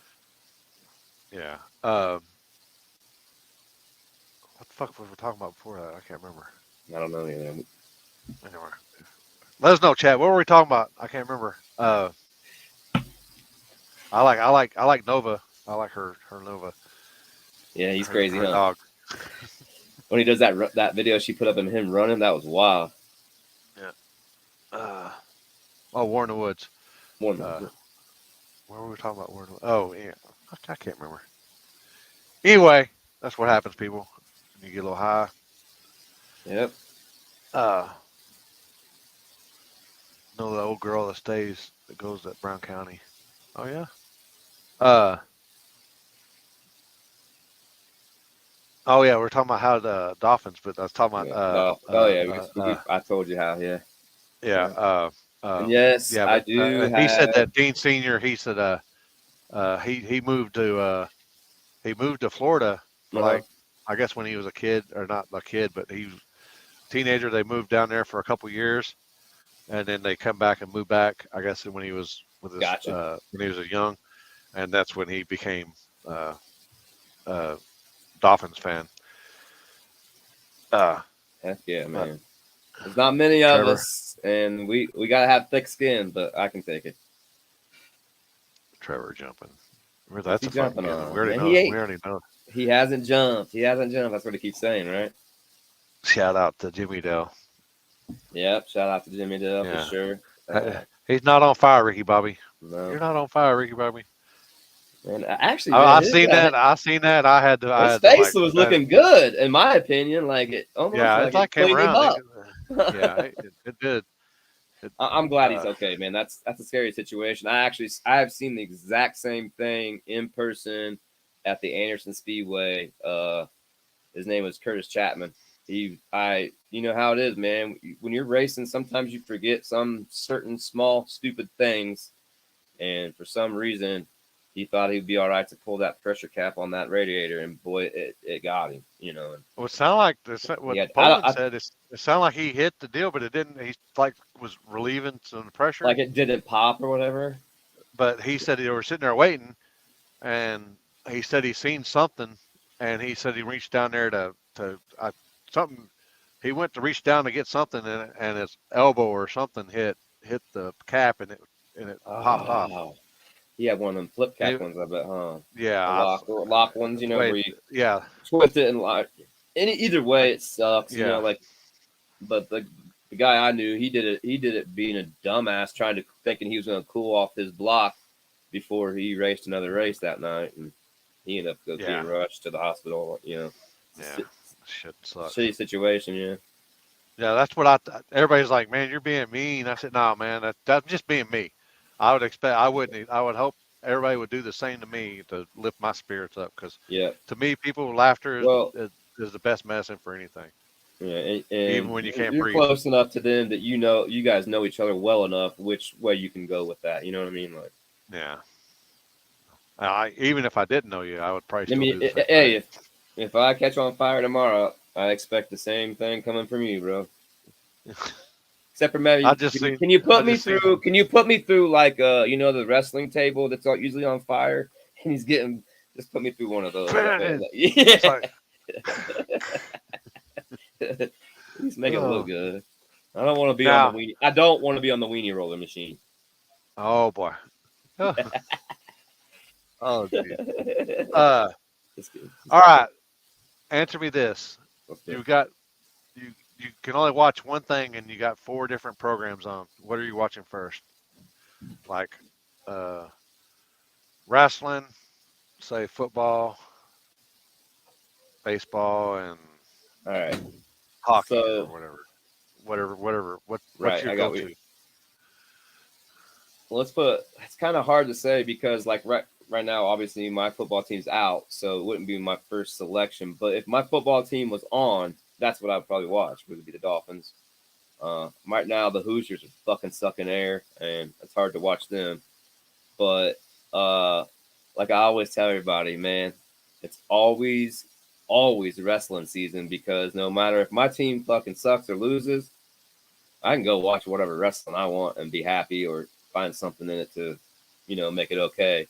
So, for instance, what I like to do is I take my notes, do all my stuff. I check out, all the areas I can get all my stats and information from them on the computer and ESPN and yada yada. But when I go to bed at night, I usually go on to the old school wrestling, and that's how I fall asleep. I'll throw on like a 1989 whatever or something I've never seen before. And sometimes it keeps me up because I get interested, and then I'm like, man, I could, turn this into a podcast in a way or yada yada. Or like some folks, it puts me to sleep like fucking a So baby. that's your ASMR or whatever they call yeah, that. yeah, 100%, man.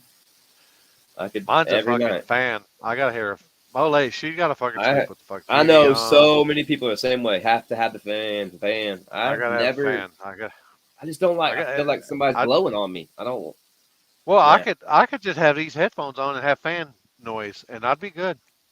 I Now, just could you gotta do hear it. that? Could you do that with your ears covered or whatever, or I'm like sure I say, could. or like these I've kind of style Raycons or yeah, whatever? yeah. I put I some can't. earbuds in, some Beats or whatever, and I'm good. I mean, Maybe it's just I me use being a when dad or when the something, lady but coming, I'm sleeping with. I'm listening to podcasts, and I'll go to sleep with her driving. my wife will go every night goes to sleep with a podcast, and I end up having to shut it off in the morning when I'm waking her up to get up for the next day.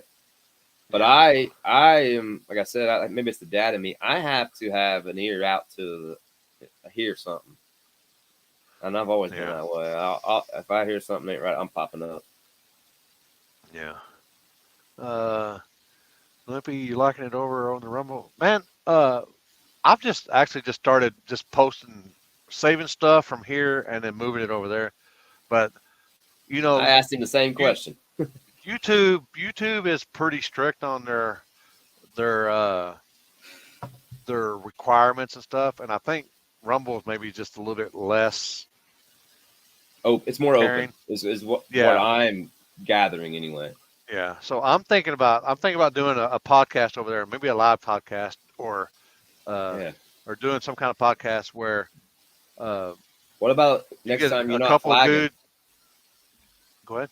What about next time you're not flagging? Try it on that maybe. Yeah. When Well, you're just at an yeah. event. I mean, yeah. But I'm thinking about doing like a podcast, two stone dudes telling bad jokes to each other. I don't know if I don't know if people, but you got to be like either be like really stoned or just You gotta be on and our level. yeah. I mean, but you Oh can wait, read. You got to I read the call it the con. You got to Jasper. You gotta be on the Jasper. dude. That dude, man, that dude can smoke. I don't know how that dude Hey, functions. did I? I don't know if I ever I told don't know you how this. any of the second type guys function as much weed as they smoke. You know my uncle Brett. You've met him before. We call him safety meeting Brett. Whatever. He's always been the cool uncle growing up. But in my lifetime, I've never seen him tap out on anything ever, whether it was party and whatnot.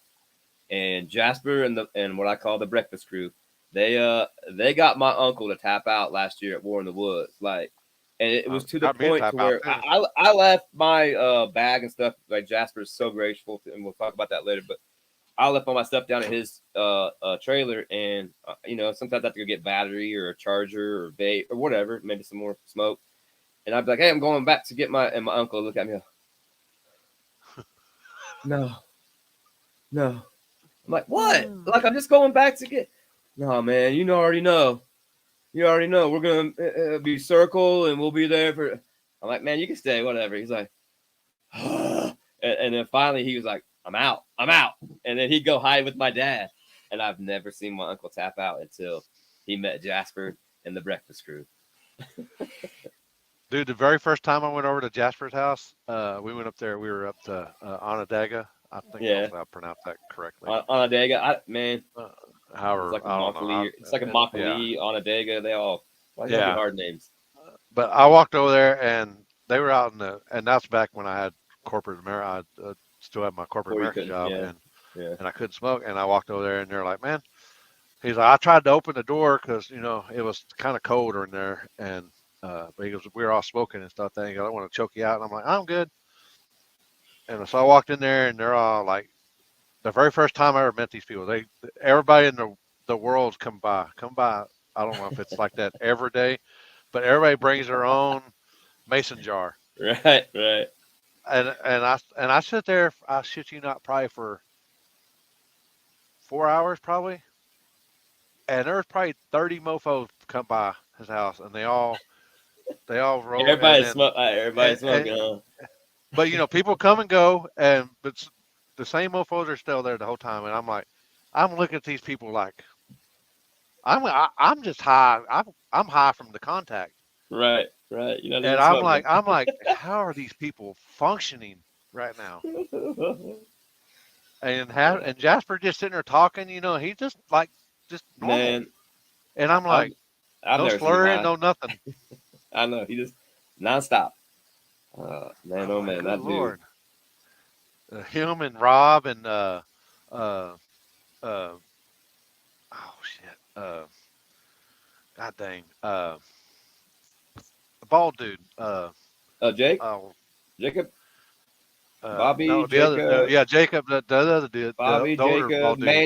Maynard, No, Bill, Bill, Bill. Yeah, Bill. hold on. Yeah. Yeah, they're all there, and I'm like, these guys. Yeah, I'll that's be the like, truth. I was like, good lord, yeah, That Bill, hey, and I'm like, and they weren't rolling just little skinny ones, nope. people. I mean, Mm-mm. they're probably like Yeah, yeah.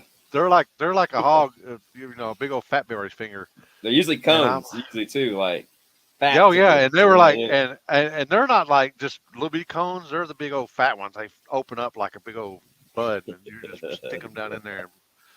But yeah, uh, I'm like, God dang. And then the second time, I think I went by there. I was smoking. I was smoking at the time, and I met uh, Jeff up there, uh, uh, and he gave me some yeah, pens, and then rosin pens and stuff like that. Now, talk about falling in love now. I know, I Them know. That's things, whew. rosin resin will spoil you, that's for sure. In the pin And form, anyway. his were all natural, Yeah, all no their additives, no nothing. Yeah, so he was like, it's just pure, and because for some reason sativas, I'll get high on the sativas, but I'll mhm. be like, but then I won't be fully down, but then I'll start coming back up. So I would, when I'd go out there and I'd have that pin, when I start feeling to come up, I'd hit that pin 3 or 4 times, Gotcha. and then I'd Yeah. be like, that's why I'd go to sleep. Everybody's different on that. Like, man, if I, for instance, smoke heavy indica and if I'm not moving, I'm shutting down. I'll probably nod out, or like you were talking, start doing the old dipsy do, or fall asleep, and then I usually get in trouble because I'm wasting my money. But I like just the hybrids and sativas just because, like I said, when I'm doing writing and stuff, it helps me also think and creative in a way. Did But I'll your smoke. I'll smoke sativa whatever. Like when we're at war sativa in the woods, dominant it could or sativa dominant, or sativa do you? hybrid, maybe. You know what I mean? I mean, I I'm mean, not picky, but hybrid, but a sativa more dominant in the hybrid part. Because I yeah. know what's that one I'm growing? Bruce Banner. They Bruce said Banner, it's a sativa it's dominant. a Yeah, sativa dominant, but it's a hybrid. It's like it's like what 70-30 or something like that. something close like that. Is it? I can't remember if it I has can't much. remember what it says. I still don't even remember how long it says. I And can't see shit on that. the That granddaddy, that's a very common strain. Like I was telling you, I mean, it's a good indica. It's a good, yeah.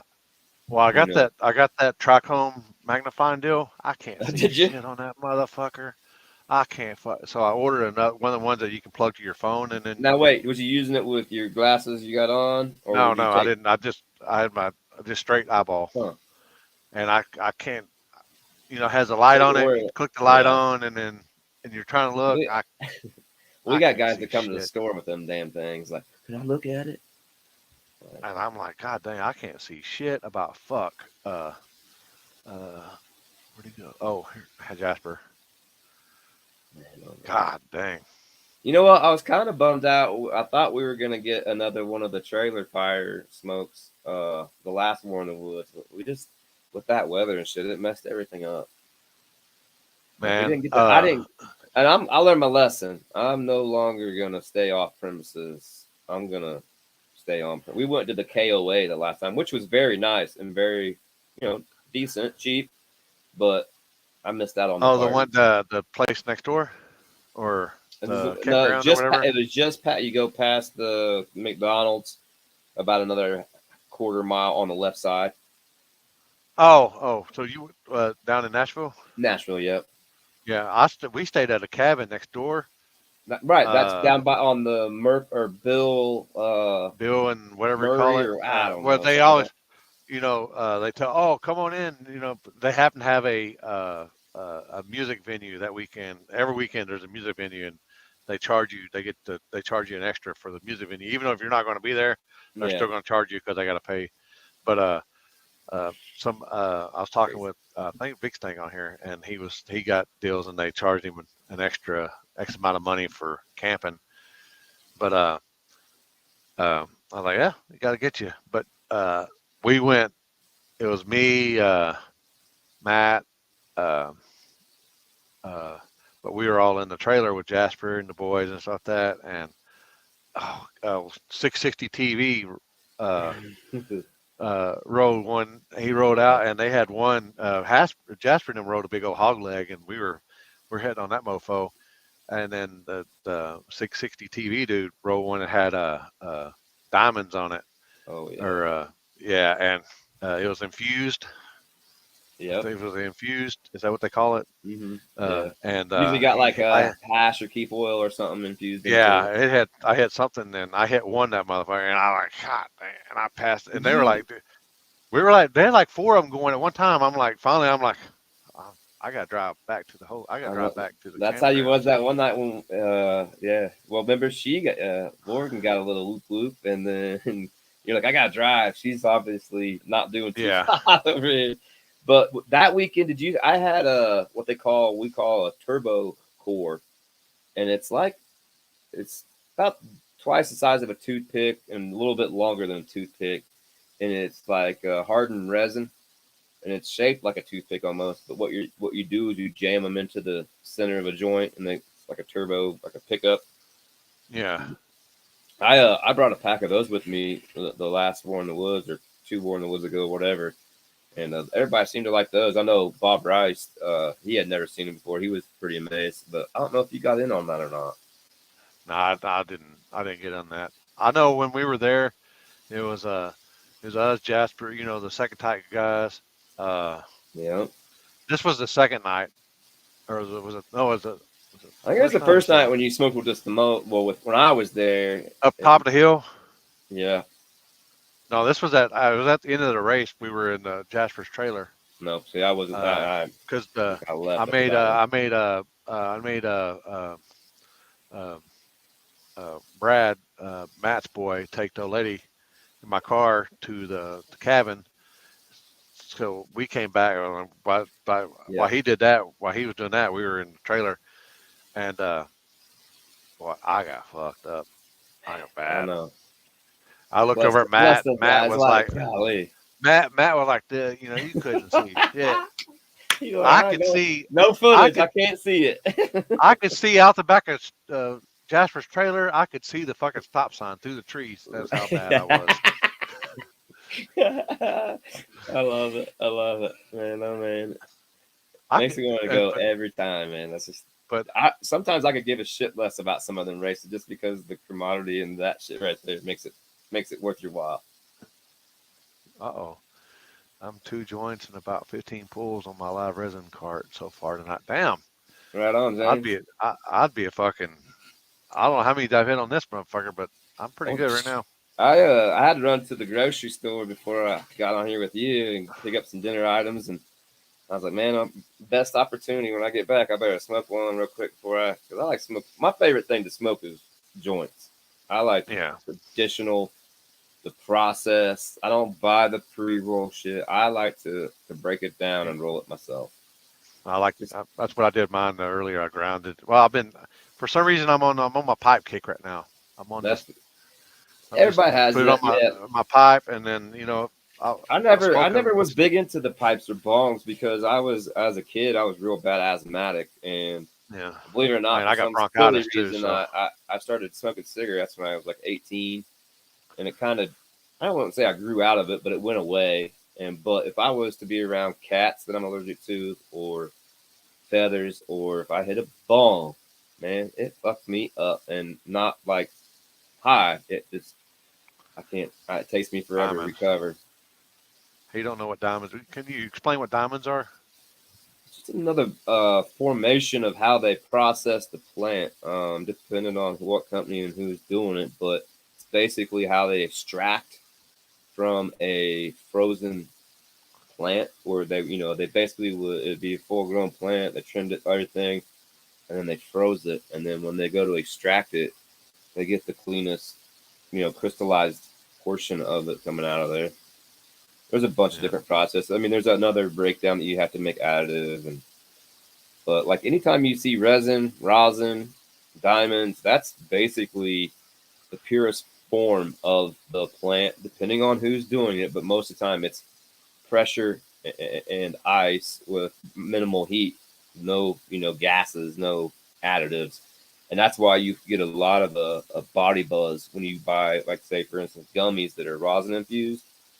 And not everybody's the same, and I understand it hits people differently. I deal with it every fucking day, but rosin infused will give you a better body buzz than a regular standard natural gummy that's got like strawberry or orange or whatever your favorite flavor is. yeah. He said, is that also similar to old school Thai sticks? I don't know what that is. Yeah, kind of. Yeah, kind of. But that's more close to, like, probably I would. Jasper could correct me on all this, but I would Said say more butter like earlier. moon rocks is what's closer to kind of like a Thai stick, Yeah, because yeah. it's more hashy and wet on the inside, or sticky. Just says no. No. And he said that earlier, Tyler. He's a butter guy. Uh, so, and you said you do work at a dispensary?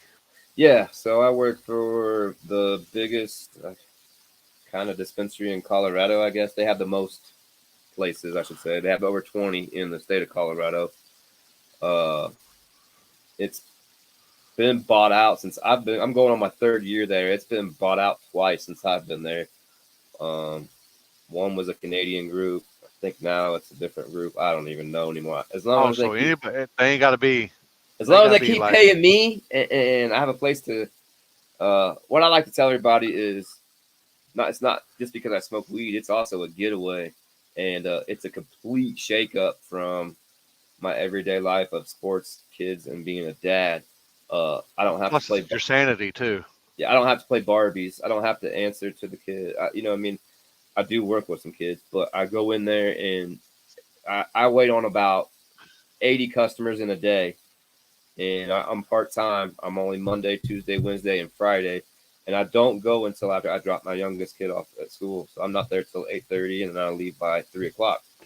But I deal with about 80 customers a day, and man, we're talking anybody from Utah, Wyoming, South Dakota, North Dakota, Texas, New Mexico, Kansas. You freaking name anything in the surrounding probably 8 states that aren't legal, or even some of them that are. We get it all. But we are the closest, where the dispensary I'm at is the closest dispensary to the Wyoming border line, and Wyoming's a non-state. And 8 a.m. we got a parking lot of Wyoming plates that will come in and buy their limit and then head back. Yeah, rosin is the best. I love growing, but yeah, I know. I tried. I got some hash, and it put me under. I was up there at Jess one time at Warren Woods, uh, and I got tore up the night before, I think, and this was like I was like, "Well, we're not going to pregame. I'm not going to pregame, but and Jeff, dude, I got the pins from, the buddies with Jasper and them. Uh, he comes by and he's like, smoke one? I was like, Jeff's my boy now. I was like, fuck it. All right, Jeff gonna roll. Jeff gonna smoke. I'm gonna smoke with him. So, I know. and I don't think I've ever and seen that. and I, no, not Jeff, but Jeff, Not not Thomas. not Thomas. Oh, Jeff, okay. I don't think I've ever seen that. Jeff from Michigan. Jeff. Okay. Yep. Yeah, and I'm like, so Jeff, we're gonna smoke. So he fired Jeff Berry, yeah, and he fires Okay, one yeah. up, and I'm smoking. We smoke. I think I smoked probably maybe a quarter of it, and I'm done. I'm fucking high as shit. So this is like I think we're meeting at like on stage at like 3 o'clock and racing by 4, and this is like 10 o'clock in the morning. Now, was this And they when you get were sitting up there by Happy's Camper? yeah, yeah. I smoked. I remember I came up there and gave you guys some shit, and that might have been when I gave you a pen, huh? One of the first times I gave you a pen, Maybe probably, but I smoked like quarter of that whatever Jeff had, and Well, at yeah, ten I remember there o'clock, was some good shit going at around three there. o'clock, I was still fucking high, and I'm walking down the steps to go to the stage because we're having to drive me, and I'm just starting to come down now, and I'm like, God dang, I'm like, those steps seem like it took me 20 minutes to get down. And they're not like the safest steps either if you ain't paying Yeah. attention.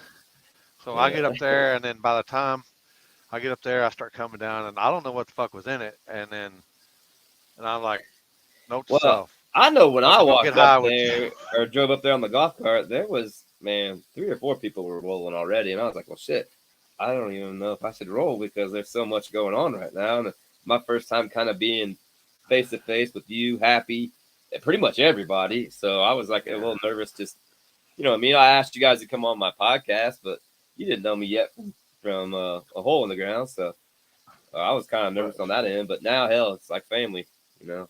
Yeah. Tied But I in with talked to Josh. Jeff, and I said, man, what the fuck was in that? And he's, oh man, just weed, little hash.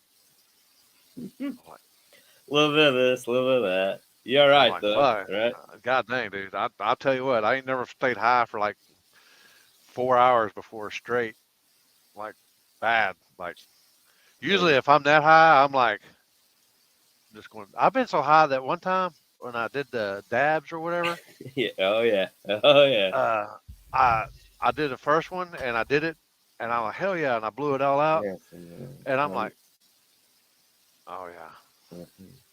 Well, I did. This guy down there, he had the whole deal. You stick it in there and you hit it like that. I So I got some dab stuff out here that I just hit a little pipe, a little glass pipe, and I hit it. I utilize what they call a nectar collector, which is it's still stupid. Don't get me wrong, but it's like it's neoprene, and then this is ceramic. And here's my thoughts on that. And it took me forever. I mean, almost probably until my first year of working at a dispensary before I started to decide to do dabs. Just because man, I had friends that would roll around in their cars with a little propane tank with a torch thing on it, and a 3 foot glass. I mean, just hideous stuff. And I'm like, man, I feel like they're smoking crack doing that. Like, why are you carrying a torch around? And that's silly. So obviously, I learned fastly that there was other ways to do it. And now, I mean, heck, you can like your pen. You can buy a pen that does it. You just put it in the pen. So Yeah, that one I got a little rubber pipe that has yeah, the glass. So I'll stick a dab on there a little bit, yeah, and then I'll heat it with the torch, and then I'll hit it. mm, That's the only way. I ain't got one of them yeah, fancy, whatever you call them, the yeah. There's the all man. pipes with the. There's so many different ones. There's some that are like $300 and some dollars, and that's my thing. Like, if you got to go buy all that fancy stuff to maybe you probably shouldn't be doing it. I'd rather just break the shit down and see what I'm rolling up, see what I'm smoking, and you know what? If you don't like the smell of it, Yeah. Oh, I remember Acapulco Gold. Uh, yeah. Colombian Gold. I don't never had Colombian. I remember Acapulco Gold. Uh, There uh, was. It's not the same, but there's Columbia Gold going around right now. But like I tell I'm talking everybody, about 30 it's years never ago. gonna be. Yeah, it's never gonna be close to what everybody wants it to be from the old age because there's too many goddamn hands in the cookie jar. Everybody, like, for instance, your Jack Hare and my Jack Hare, we're going for the same outcome, but there's probably a 90% chance that how we grow it is going to be completely different or somewhat different, and it's not going to look the same nor probably taste the same when it's all said and done. And that's the main problem, in my opinion. You know what I mean? Everybody thinks they're better than everybody. There are some great people out there. Jasper and his crew, they fucking do an amazing job on all their stuff, but it's just, man, oversaturated in my opinion. Everybody's got to be the best at what they think that they know, and some of them don't even know what they're doing. Yeah, fuck. I know I don't. I'm growing now. Just That it's you're doing exactly what I want to do. It's the perfect grow for yourself, man. One, it saves you money. Two, it gives you a little bit of something to do, and three, man, it's God put that shit in the ground for a reason. You know what I mean? yep, And I'll yep, say and, this to the day I die: marijuana is still undefeated and has never killed nobody, and never will. yeah, yep, yep. Fact. I mean, fuck. The Declaration of Independence was written on hemp paper. Shit, people. He smoked It it was for a free. reason, It was man. legal then. I bet you it was legal back then, wasn't it? Yeah, exactly. Exactly. But that's another day and another tree to bark up. And Hell yeah. like I say every day, I'm thankful to do the job I do because I'm from a state that's never going to be legal unless it's federally forced. And I'm just thankful that we can do this because, it doesn't cure certain things and maybe never will, but it does help in a lot of things. And I've always said that, my mom died of cancer. I never would say it would have fixed it, but you know what? It could have maybe made it easier on her on the way out where, you know, Indiana wouldn't make it legal for that. That's silly, in my opinion. Yeah, that's a fact. Uh, uh, so football's your go-to. Football is pretty much my go. Well, racing's my go-to, then football. Racing's my first probably go-to sport, and then football. But wrestling's what you go to sleep to. Wrestling's that's my love, man.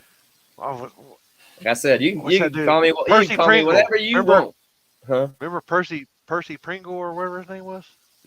I don't Yeah. know what his Oh yes. Do you know who the that little is? the little the Percy little. Pringle was the manager for the Undertaker. Oh, I'm talking about. I don't know who he was back for the W, That's but his real name, I back. Percy Pringle. Yeah, Is that his real name? absolutely. Oh, but I remember him used to do like he was the dude that Buck. He was I guess to call him manager back then too, but he was always the guy. Ballet manager. Yeah, And, talking.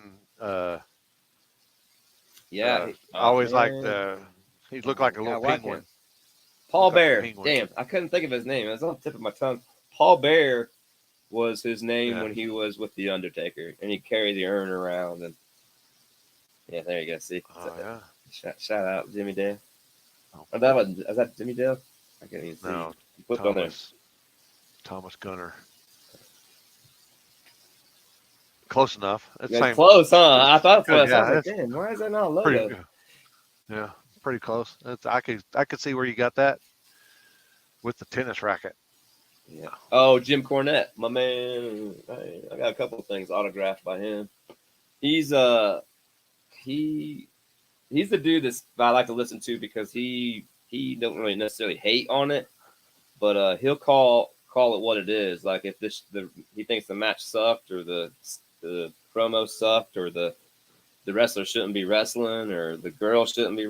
He's not scared to tell you what he thinks, and he's got a dude that kind of instigates him a little bit. And he Oh, was he's got a known. fire starter.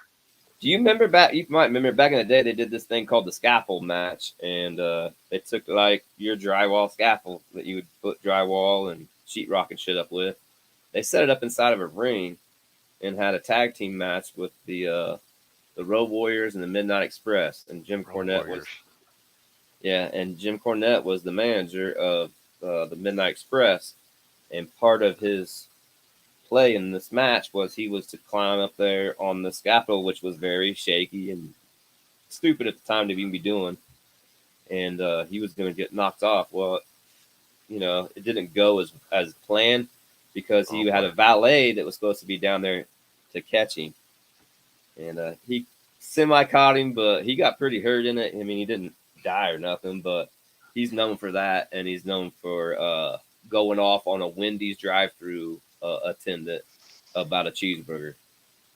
Oh yeah, Rock and Roll Express. Yeah, that was the Midnight Express's biggest rival. Well, they say that it's not the fall that gets you; it's that sudden stop.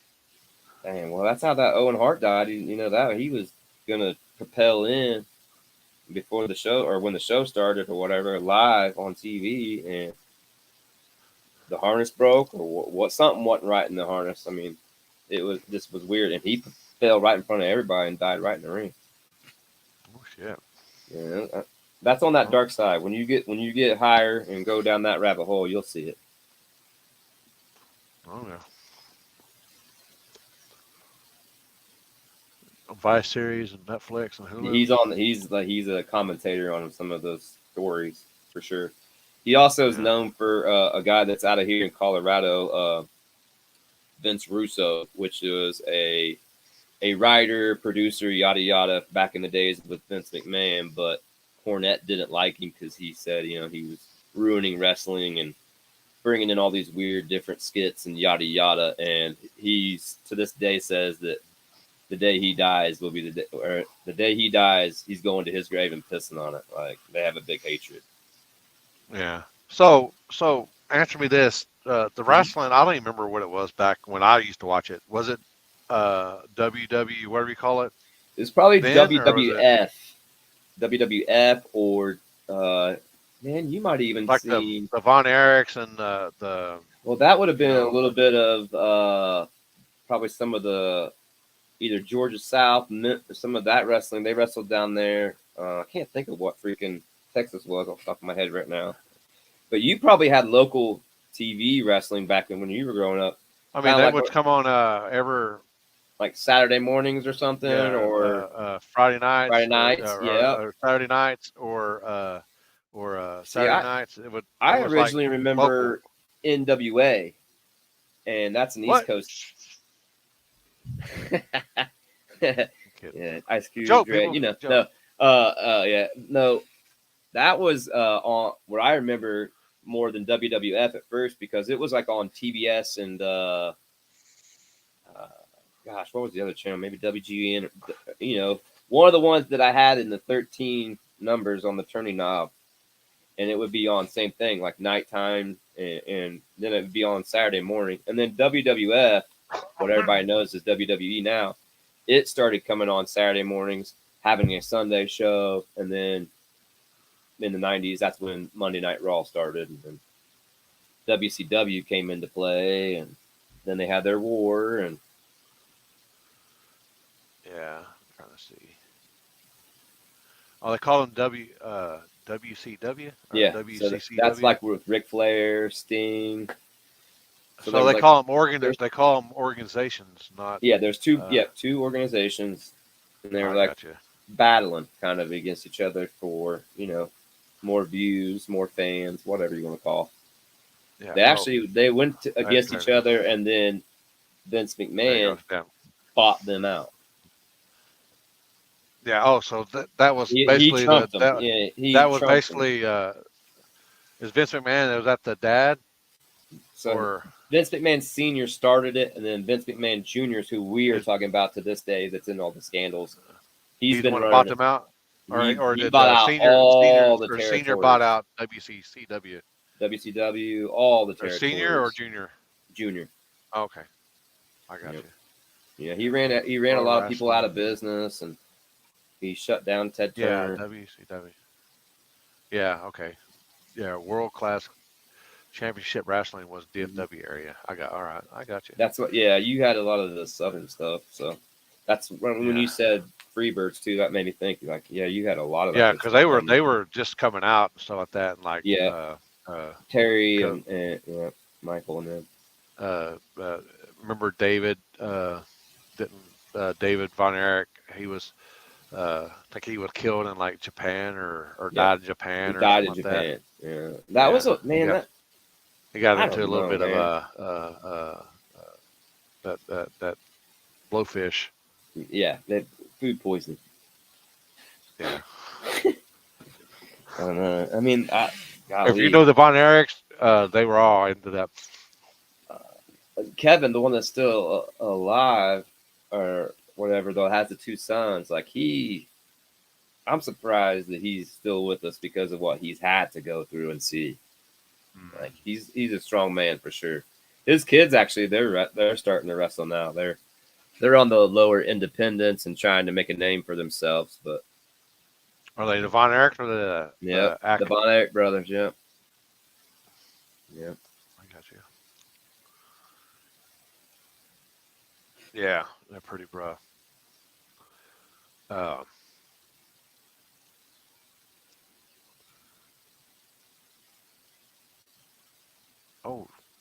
had a slug. Oh boy, I don't know what that's about. There was Houston wrestling in WCW and then WWF. I got you. So, so, do you like watching wrestling? How do you predict who's going to win? I mean, they already know who's going to win in the ring. But It's I mean, mostly pre-scripted. Mostly, there are times you can like can the you veterans, tell? for instance. Yeah, I can. I mean, now to a naked eye or a new coming fan, they probably couldn't tell as well. But I know what to sell it look pretty for. good, huh? You gotta. It's like acting in the movie. You've gotta. Your goal is to go out there and prove to that fan this is as real as you can make it look. And like I said, some of that stuff is real. You've got to be a real athlete to do some of those whatever moves or sets or whatever you may call it.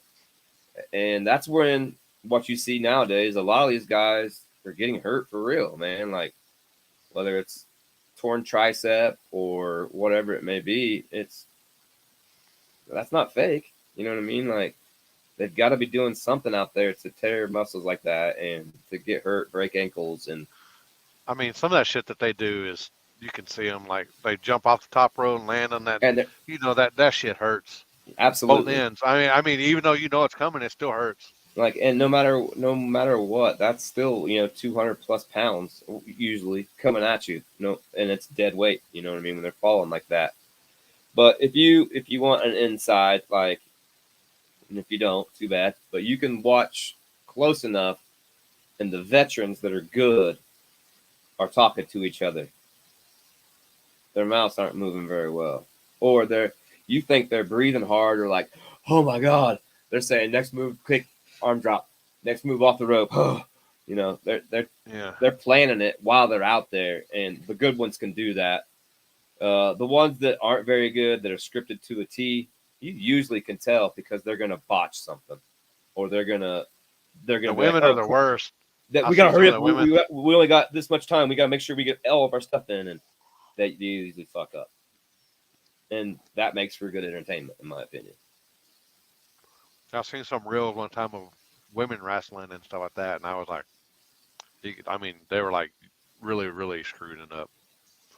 Like, trying to toss each other from rope to rope, and they're all like, "Oh, I need to be on this side. I need to be on." Man. You can just tell. It's an art. It's an art for a reason. It's like dance. It's a lot of things combined, And like, for instance, like everybody's talking about The Rock, who hasn't wrestled in so many years, but the last time he did wrestle was the same situation. He did a comeback match with John Cena, and he got hurt, and it fucked up his next movie role, because he got hurt doing wrestling. Oh shit! And he might have it in his contract where he can't or something, I think he did for a while. He didn't start coming around until the writer strike. And when the writer strike and all that stuff started going on a while back, that's when Cena come back to wrestling. That's when The Rock started poking his nose in a lot more media, and then we all know Pat McAfee, who's another sports YouTuber, ESPN analyst, whatever you want to call him. He's been in wrestling. He does wrestling, kind of like me. He was a wrestling fan his whole childhood, but he went and played a professional sport and then retired, and then had enough money to be like, you know what, I'm going to do this because I want to. And now he's like one of their lead commentators. But I don't know, it's crazy. There's so much to it that people overlook because they want to instantly run to it's fake. Now, you used to see like, I guess I can't do it nowadays. They used to have that was always being bloody and stuff. So for a while, like USA and Fox had deals where you couldn't get blood. So if, for instance, say old dude got punched in the nose on accident and it actually made his nose bleed, they would be like commercial break and they'd have to fix it up, and they wouldn't allow it. But now, TBS TNT, for instance, has the other brand called AEW, and shit. I mean, you can go back, you can almost see the dudes cutting themselves to make themselves bleed. That's how stupid it's gotten, unfortunately. I watched an interview with like Ric Flair one time. He used to carry razor blades underneath his yeah. Or if you watch a Ric Flair match, here's another sneaker. Those guys like to do this. And what they were doing, if you pay attention, a lot of those wrestlers would have 2 or 3 like single strips of tape, like wrist tape, in real small pieces wrapped around and separated. What it is, and it's kind of a secret, but everybody knows this by now. They would take razor blades and break off the corner pieces of it, right? And they would tape it to that finger or whatever, and then at whatever, say, point in the match, all you gotta do is this, and you can draw blood. You hit yourself, and you're all like, "Oh my gosh!" Exactly. And see, you're learning right now. Just thinking about that. How many times have you seen a wrestler go, all the time, "Oh my god, I got blood"? There's more to it than you know. But there's also crazy wrestlers back in the day that would have carried that in their mouth. Like maybe sometimes in a balloon or whatnot, or bear. I don't know how they. I'd be so paranoid. Dusty Rhodes. I'd be so paranoid I'd swallow that I wouldn't be able to hit my marks or do what I was supposed to in that ring. There ain't no way. Yeah, Dusty Rhodes ones or a Ric Flair one was pretty bloody that one time. I remember just his face. All you could see was his hair, and then his face was all bloody and shit. That's why he always dyed his hair blonde, man, because that stuff stuck out. It made it look more crazier than it was when it hit his hair. One that's really bad is Stone Cold Steve Austin and Bret Hart, and it was not planned. And dude, it's like you can see his heartbeat like coming out, like shit. Yeah, almost. It's pretty gory. Damn. Oh, yeah. So you like doing your podcast and stuff is all audio? Audio, unless like I said, I do if I do an interview, then I'll put the video version up of what just basically the interview part. Like I said, I'm computer dummy. If I knew how to get every week transformed over to YouTube, I would, and I would do some kind of background, maybe something, I don't know, to it, but I'm just not smart enough, and I'm one person. But a simple way to break it down to people is if I don't have a guest, I take notes all week, and then I'm off on Thursdays for recording reasons. I will compile everything on Thursday, record it extra if I have to, whatever it may be, and then I have everything all set and done and edited by time to go to bed Thursday night, and then that way Friday morning, wherever you're at across the nation, at 12:01 a.m., it's ready for you, downloaded, dropped, ready to go. And that also gives me a chance to keep up with everything as best as I can. Like a lot of times, for instance, wrestling is on Monday, Tuesday, Wednesday, and Friday, but I can only usually talk about last Friday, and then I'll bring in Monday and Wednesday. So I've got to wait almost until Wednesday night to see what happens sometimes to add to my notes. And same with sports. I like to keep up with stats and records. I just always something I've done since school that I was intrigued back in the old newspaper days. I would like to get up with my dad and get the sports section, and I would go through freaking every column he could. Just I was intrigued with that. And now on my podcast, I let you know where every week where the leaders are, the stats are. So I kind of got to wait up until the last minute to get as much as I can for each week. So you were interviewing different people in no prep world at one time on YouTube, didn't you? So I've had, I don't know the exact total. I didn't have enough time to look at it today, but I want to say roughly between 75 and 80 guests.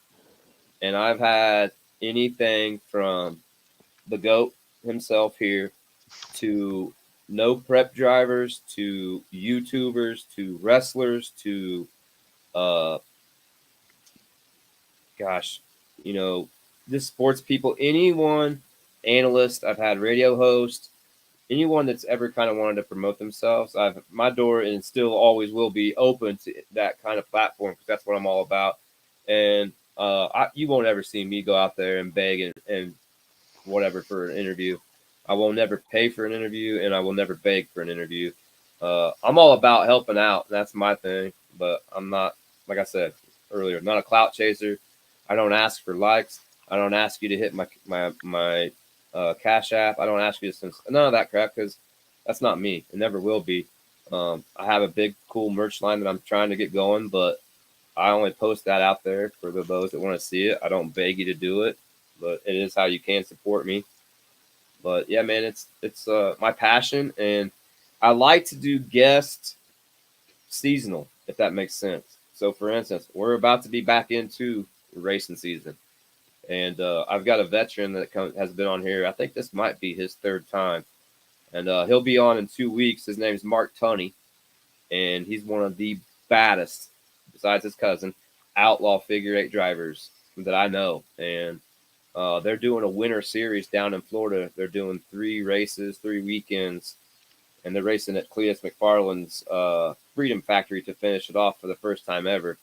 And I'm gonna have him on again and kind of kick off the season and talk about that and talk about what's new in his world. And then obviously I'll be jumping into like I said, I kind of want to get G2K on here to spread some love with him. And then I'll be going into no prep season and whatever else anybody wants to come in.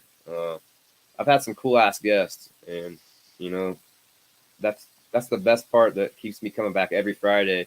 No matter if I have 1 download or 1,000,000 downloads, I'm doing this for the love and the passion for me. That's how it's going to be until I'm sick of it. There you go. There you go. Do you got any sponsors? Anybody you can give a shout out to? Yeah, I actually do. This is very cool for me, and these guys know how much they mean to me. It's not very much, but I'm gonna do like everybody should do when they're on the Limpy or on the table or on any of those badass shows out there. Make sure you do this.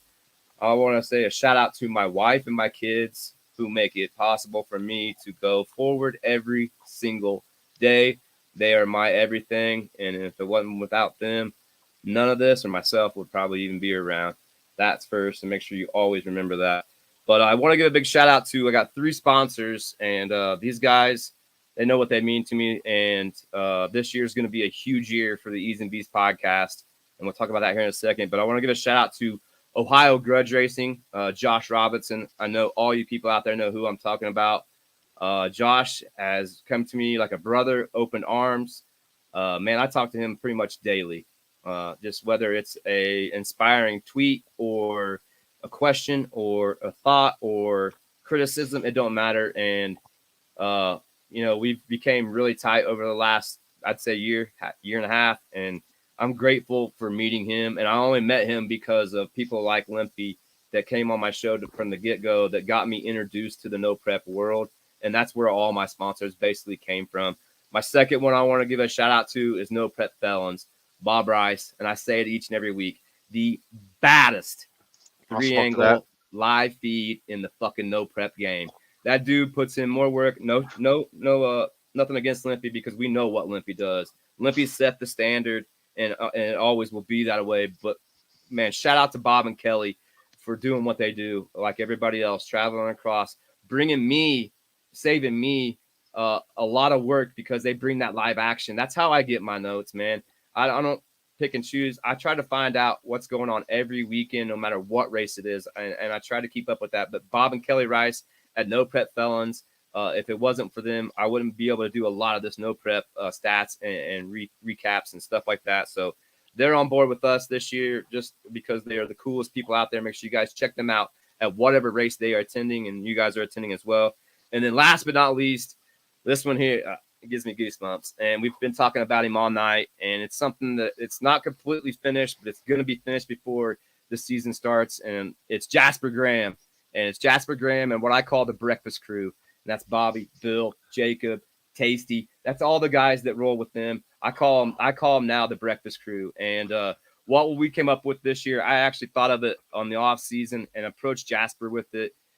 It's just something that I think is going to be great for him. It's going to help him out whenever he's at races and can use some extra gas money, or maybe, food money, whatever it may be, maybe some weed money, whatever it needs to be. But we're going to be having at several races. I'll be at a lot of races this year, not just the War in the Woods. I'm going to be traveling to Texas, hopefully North Carolina and Ohio. But Jasper's going to be having a lot of this stuff with him throughout the season, as we're going to be introducing the Jasper Graham bucket hats coming this season from EEEZ and BEEZ. And you're going to have the LL Spool J on the back. And then, of course, the EEEZ and BEEZ logo. There'll be there'll be a white one with several different options. It's all going to be on the EEEZ and BEEZ My Shopify.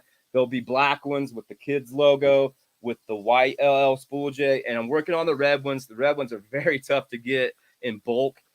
That, along with what my man Limpy supports every time I give him a shirt. But what he doesn't know is he's rocking the new LL Spool J EEEZ and BEEZ Breakfast Crew shirt, which will be also available. And on the back there, we'll have that same LL Spool J signature. And you can get those, like I said, at any race that I will be at.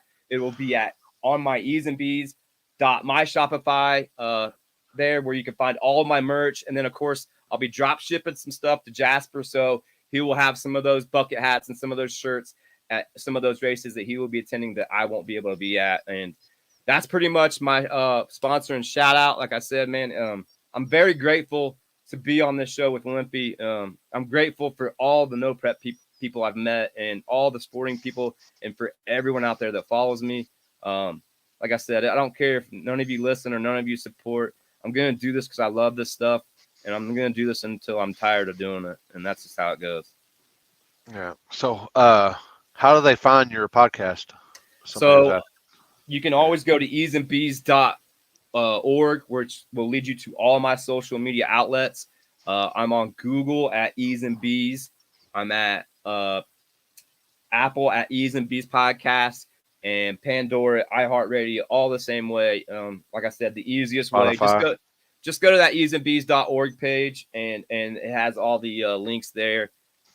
Bear with me, folks. Like I said, I am a one-man show, and it's hard for me to keep all. Dude, I got a page that I don't even know how I got a web page. You know what I mean? Like, there's shit like that it's hard for me to keep up with. But like I said, 2024 is going to be a complete turnaround, and I'm going to be out there supporting a lot of you folks that you don't even know it yet. Shout out to people, like Moonshiner's Garage, another group that's down there with you that, man, Tom and Chrissy, cool ass people. Yeah. You know what I mean? Like, they support me, I support them. If you don't think I don't watch your YouTube channel, you're probably crazy. I watch every single one of those when I have time, whether it's racing, sports, reactions. It doesn't matter. If I got time for it and I support you, I'm definitely be there. And more than likely, I'll probably leave a comment for sure.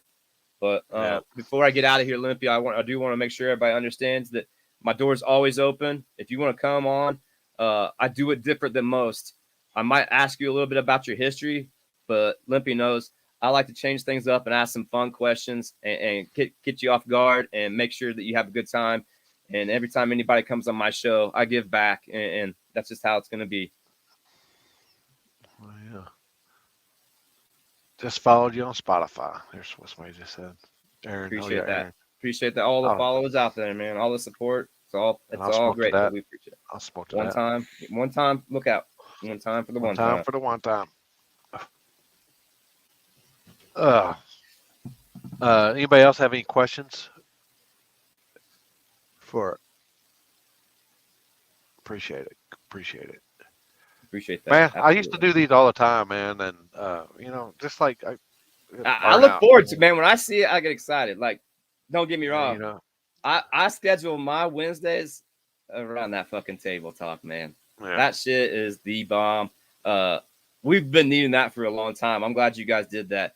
And I know I'm not very tight with Corey. Shout out to him for all that he does. But I'm gonna say this. I told Happy too. There's gonna be a chance or a time. I'm always willing to fill in, whether it's at a race or whatever, when somebody can't be there on that table. I'll be that part-time honorary fill-in anytime you need it. Like Jeff's at midnight.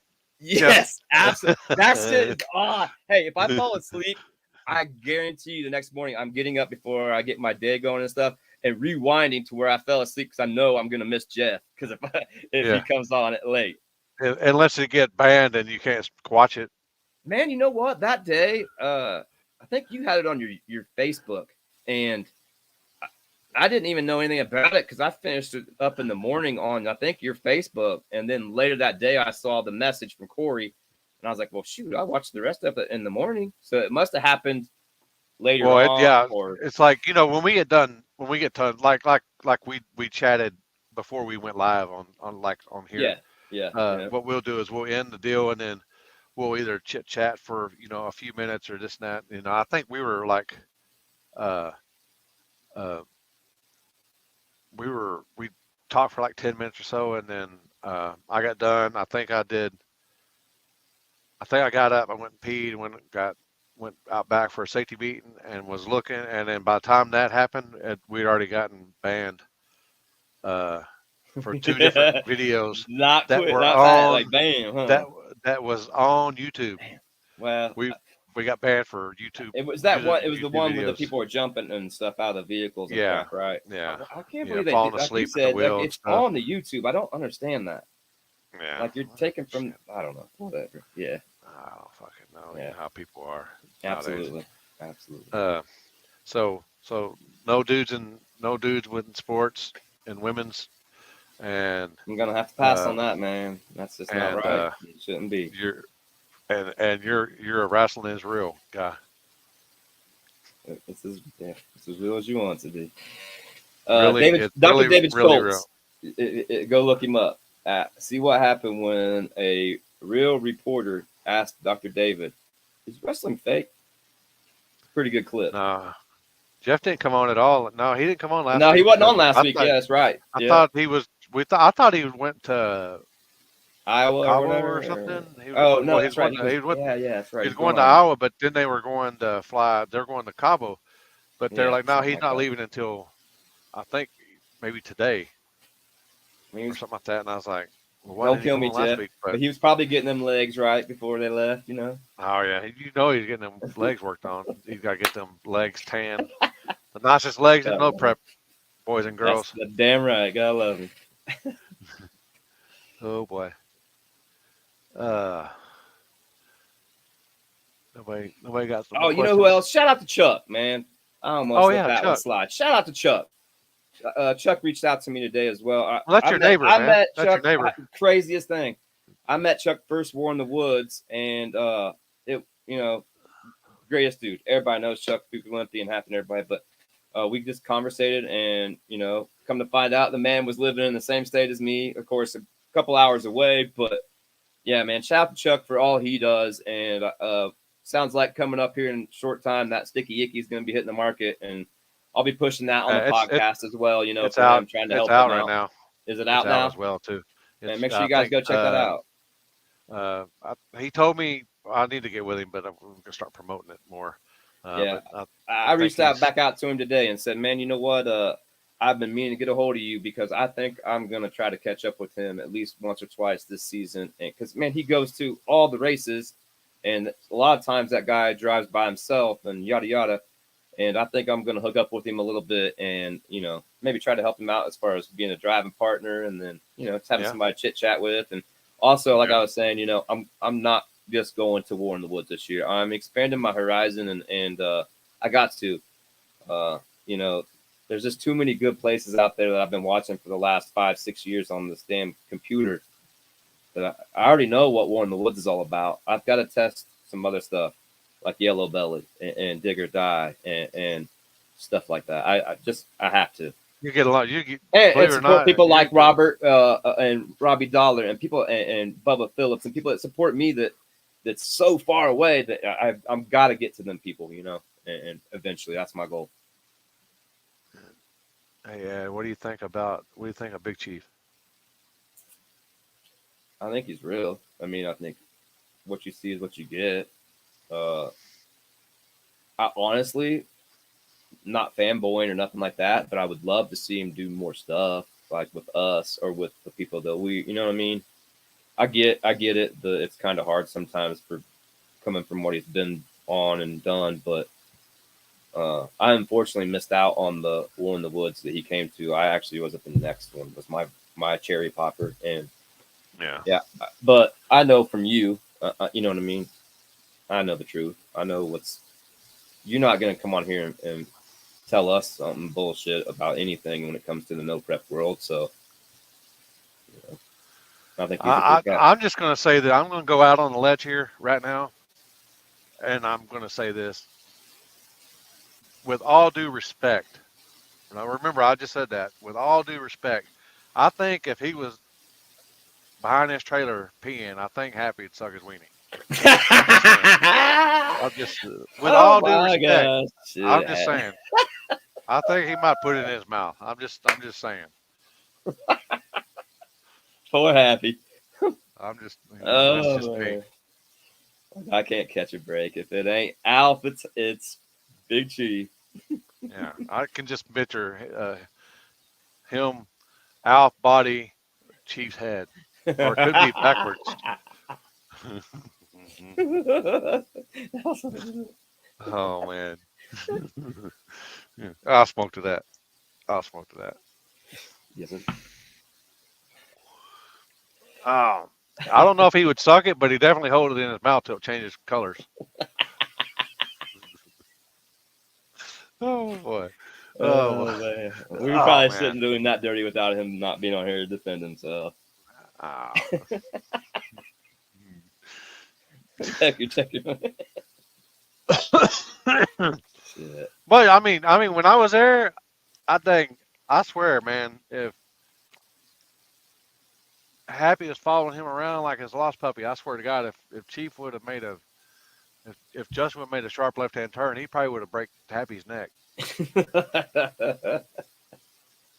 Shit. Oh man, I'm just kidding. That's how. I'm That's not. I'm how. not. I'm not though. But Some other people are like that with some other people as well. We know. yeah, Part of it. it's all. Yep. I did the reaction to their deal, to their latest video. I guess they were working on her Escalade. Or Escalade. I Yeah, started it and I didn't get to finish that one. I and watched it when I one heard back it, today.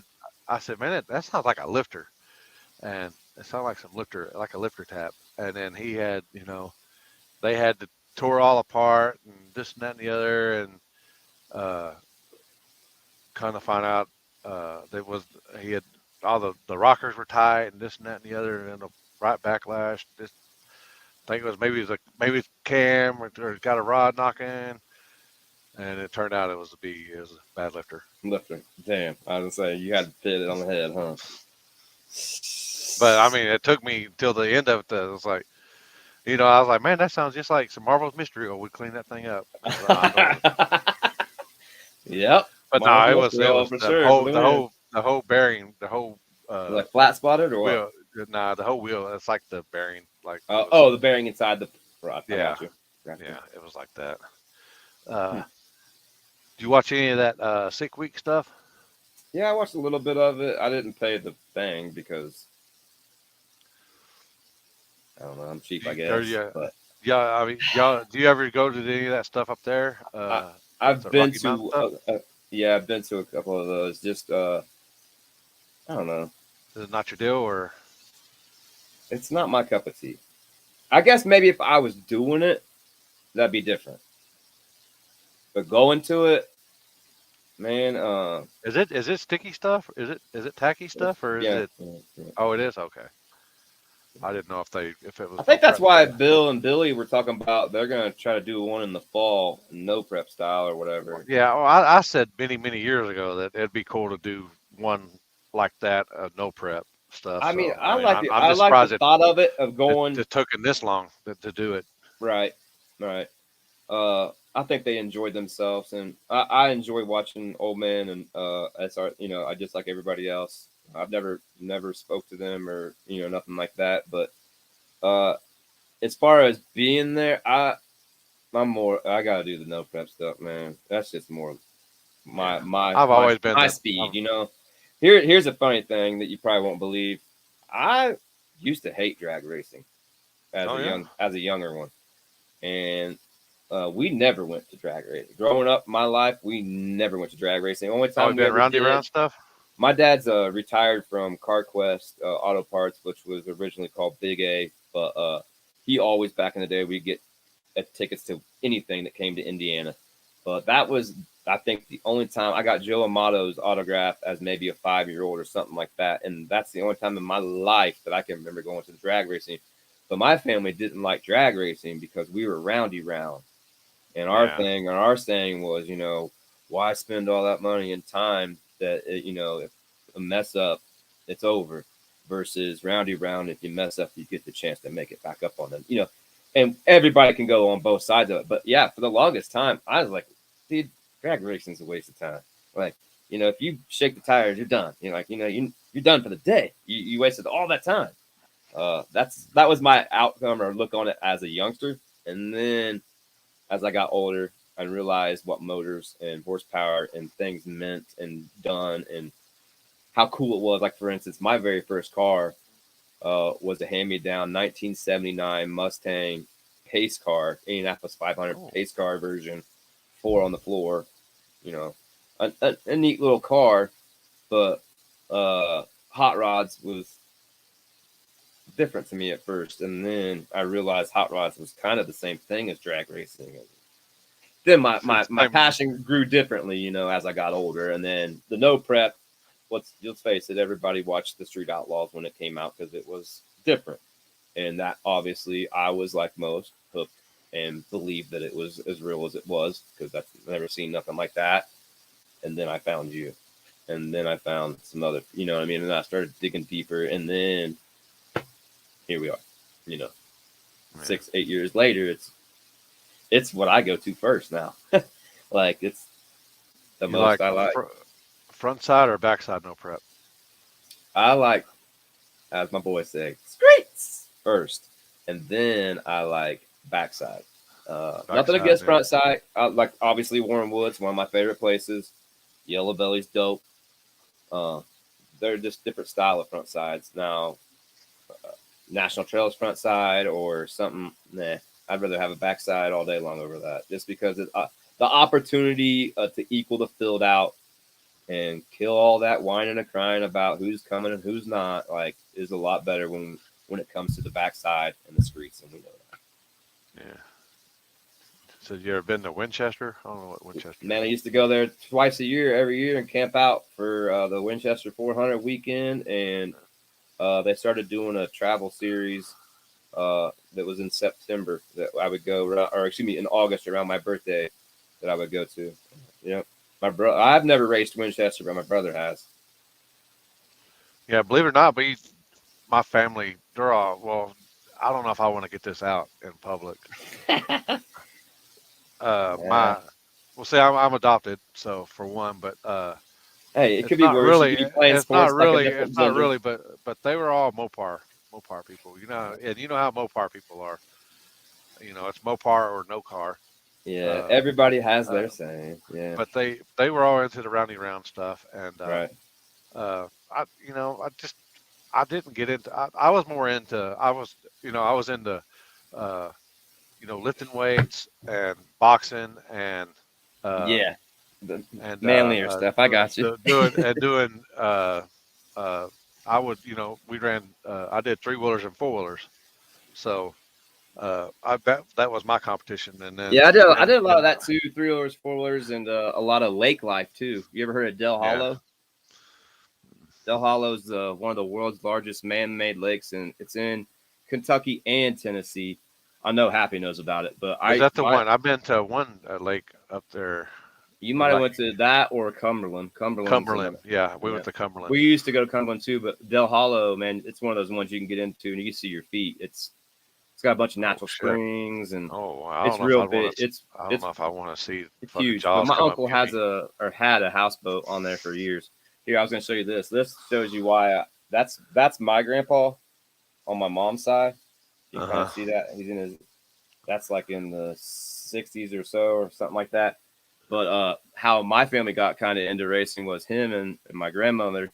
When he retired from trucking, he started touring with NASCAR, following them and staying in the campgrounds and going because remember back then NASCAR was mainly south. You know what I mean? Yeah. It wasn't like it is Yeah. nowadays where it's It California, was the Vegas. southeast and stuff like Exactly. that. It was North Carolina, Talladega, Daytona, Michigan. Stuff Yeah. like that. Hell, Indiana even wasn't in part of NASCAR back then. So anyhow, my father or my grandfather, he actually passed away, before I was born, in Michigan International in the campground. He had a heart attack at the races, and that's kind of how our family got into racing because my mom and dad started traveling with him, and then he passed away. And then my dad and my mom, when it became Winston Cup, continued doing it. And my dad would go to Atlanta twice a year. He'd go to Dega. He'd go to Daytona. He'd go to Wilkesboro or whatever. So that's basically why I was involved in racing from the get go, and my dad always has been. I mean, he was friends with Mark Martin before Mark Martin was even a big thing. Couldn't read it down there. Dang. Hey, are we long lost brothers? Because that's what I used to race back in the day was 250Rs. Nice. At that, at the ATC, the uh, basically a Honda, but it was ATC back then. Uh, 250Rs, things were shit. And then now I got a Banshee. I got a Banshee still, but Things are sick. I ride that shit. I'm too old for that crap anymore. Yeah, at my age, the healing process is more than quadrupled. Yeah, It used to be at your age. It's still about double, or maybe it's still slow. starting to turn into maybe 3 weeks. But at my Yeah. age, it's a good 4-weeker. I'm fucking trying to pull a stay as hammy, active as you're down for a month. I know Josh Robinson, but I'm trying to stay as active as possible. I do a little workout every morning and drink a protein shake and drink about, I don't know, 30 some ounces of water every day and try to watch a little bit what I eat. But I'm just trying to do that because I got about to be a 7-year-old daughter who I've got to keep up with for the next at least 11 years. Here's what I do in the mornings. Yeah, well, that's part of it. Did you happen to watch that thing I sent you, by the way, that Rob Van Dam clip or whatever it was that he was talking about marijuana? Did I send you that? I can't remember if I did or not. I think you sent me. It was a wrestler who's he's. Oh yeah. No, I didn't watch it yet. Man, that's a trip. You should watch that because he was talking about how.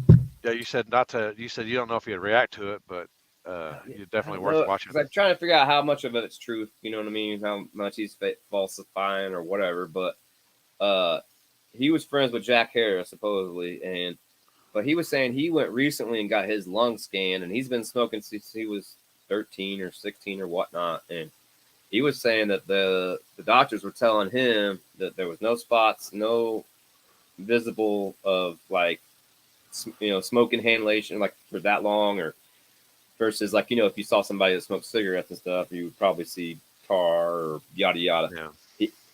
He was saying like how healthy his lungs were, and he's 100% believer on this because of what he does. Hell He yeah. has his own. He has his own like line of product and shit, like creams and all that jazz. Yeah. But you gotta check that out and let me know what you think about it. I'm trying to debate if it's the truth or if he's just selling us some wolf tickets. I don't know, man. I'll watch it. I'll check it out.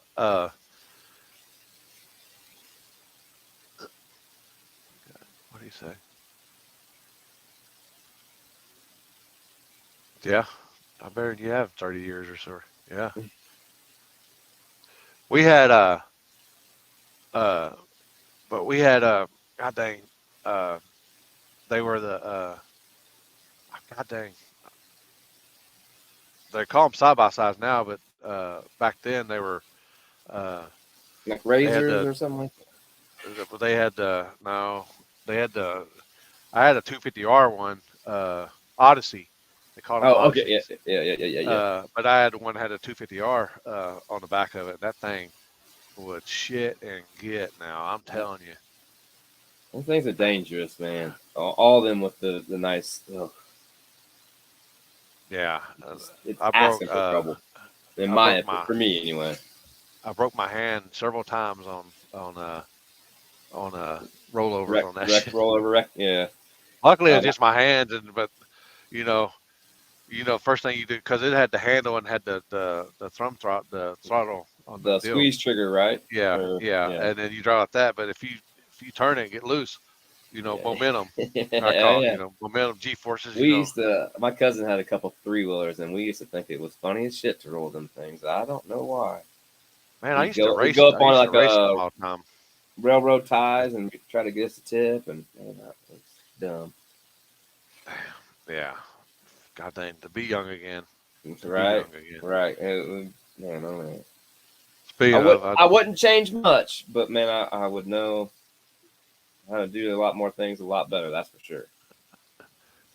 old lady, she was watching Hot Tub Time Machine the other day. I was like, God, that's still the best fucking movie I ever. know Because the he first one, the goes second one back, sucks. yeah, the first, yeah, the original one. That would be me. I would stay back and then redo everything all over again, and then me, you'd call me Chris, Crisco or Mr.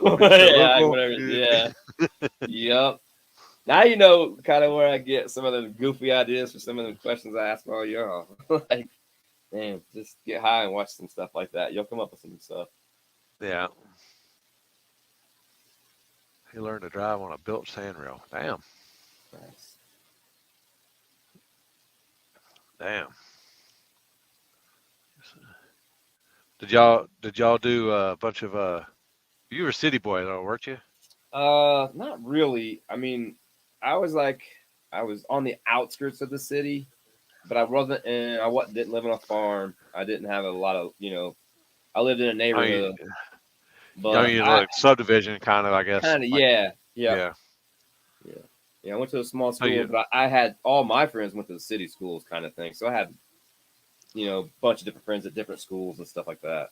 well y'all had winters and shit up there, so I mean, Dude, uh, I didn't I realize mean, how I bad mean, they are until I moved out here, and that sounds crazy, but it's not. Where I grew up, picturing Colorado being snow and cold all the time because I lived in Indiana.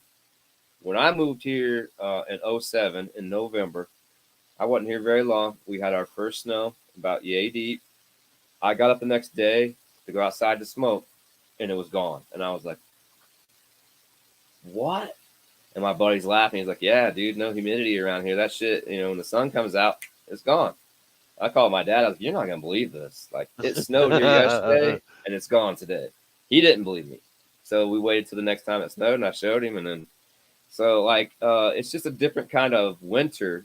But in Indiana, as you may know, like once that first snow and freeze comes, there's a good chance that shit's gonna be there for 3 months or 2 months or uh-huh. you know what I mean, and it's nasty. And I didn't realize the sun don't shine as much in Indiana as it does in Colorado. Like that's something you don't Well, you know are or think closer to the about. sun. You're closer to the sun. You know, yeah. So it makes it easier. Well, Don't get me I wrong. guess, unless you're a flat earther or whatever they call it. Right, I don't yeah. know. Do they call them? Is it a sun or is it what's the big ball? I don't know. A It, fire. yeah, I don't know what they call. I don't know I what don't they either. call it. I I know, try but not it's only to. seven and a half Hey, 7.5 miles as high as everything can go I or love down. Trevor and I love Chris, but I do not go down those conspiracy crap things because Yeah, I got better stuff to do with my time. yeah. Nothing against it, Uh, just I don't do it. they got a new drag strip being built in Colorado. So as you know, Bandamere finished up this last year because those Yeah. idiots for some dumbass reason sold that. It's going to be apartments that area, but the deal was they got land out by the airport, and they're building a brand new track that's supposedly going to be. They're taking something from everywhere, I guess, is what I heard. Or they're taking something from Vegas. They're taking something from Carolina. They're taking something from Texas, and I don't know for sure. Like I haven't seen no official, but that's what the whole finished thing's supposed to be.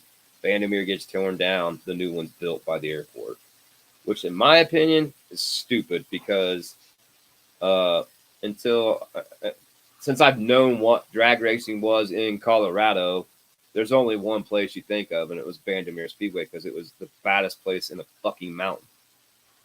You know, now you're going to build it out on the east part of the state in the flatlands, and yeah, you'll still be able to see the mountains, but it's not going to be the same. The air is going to be different.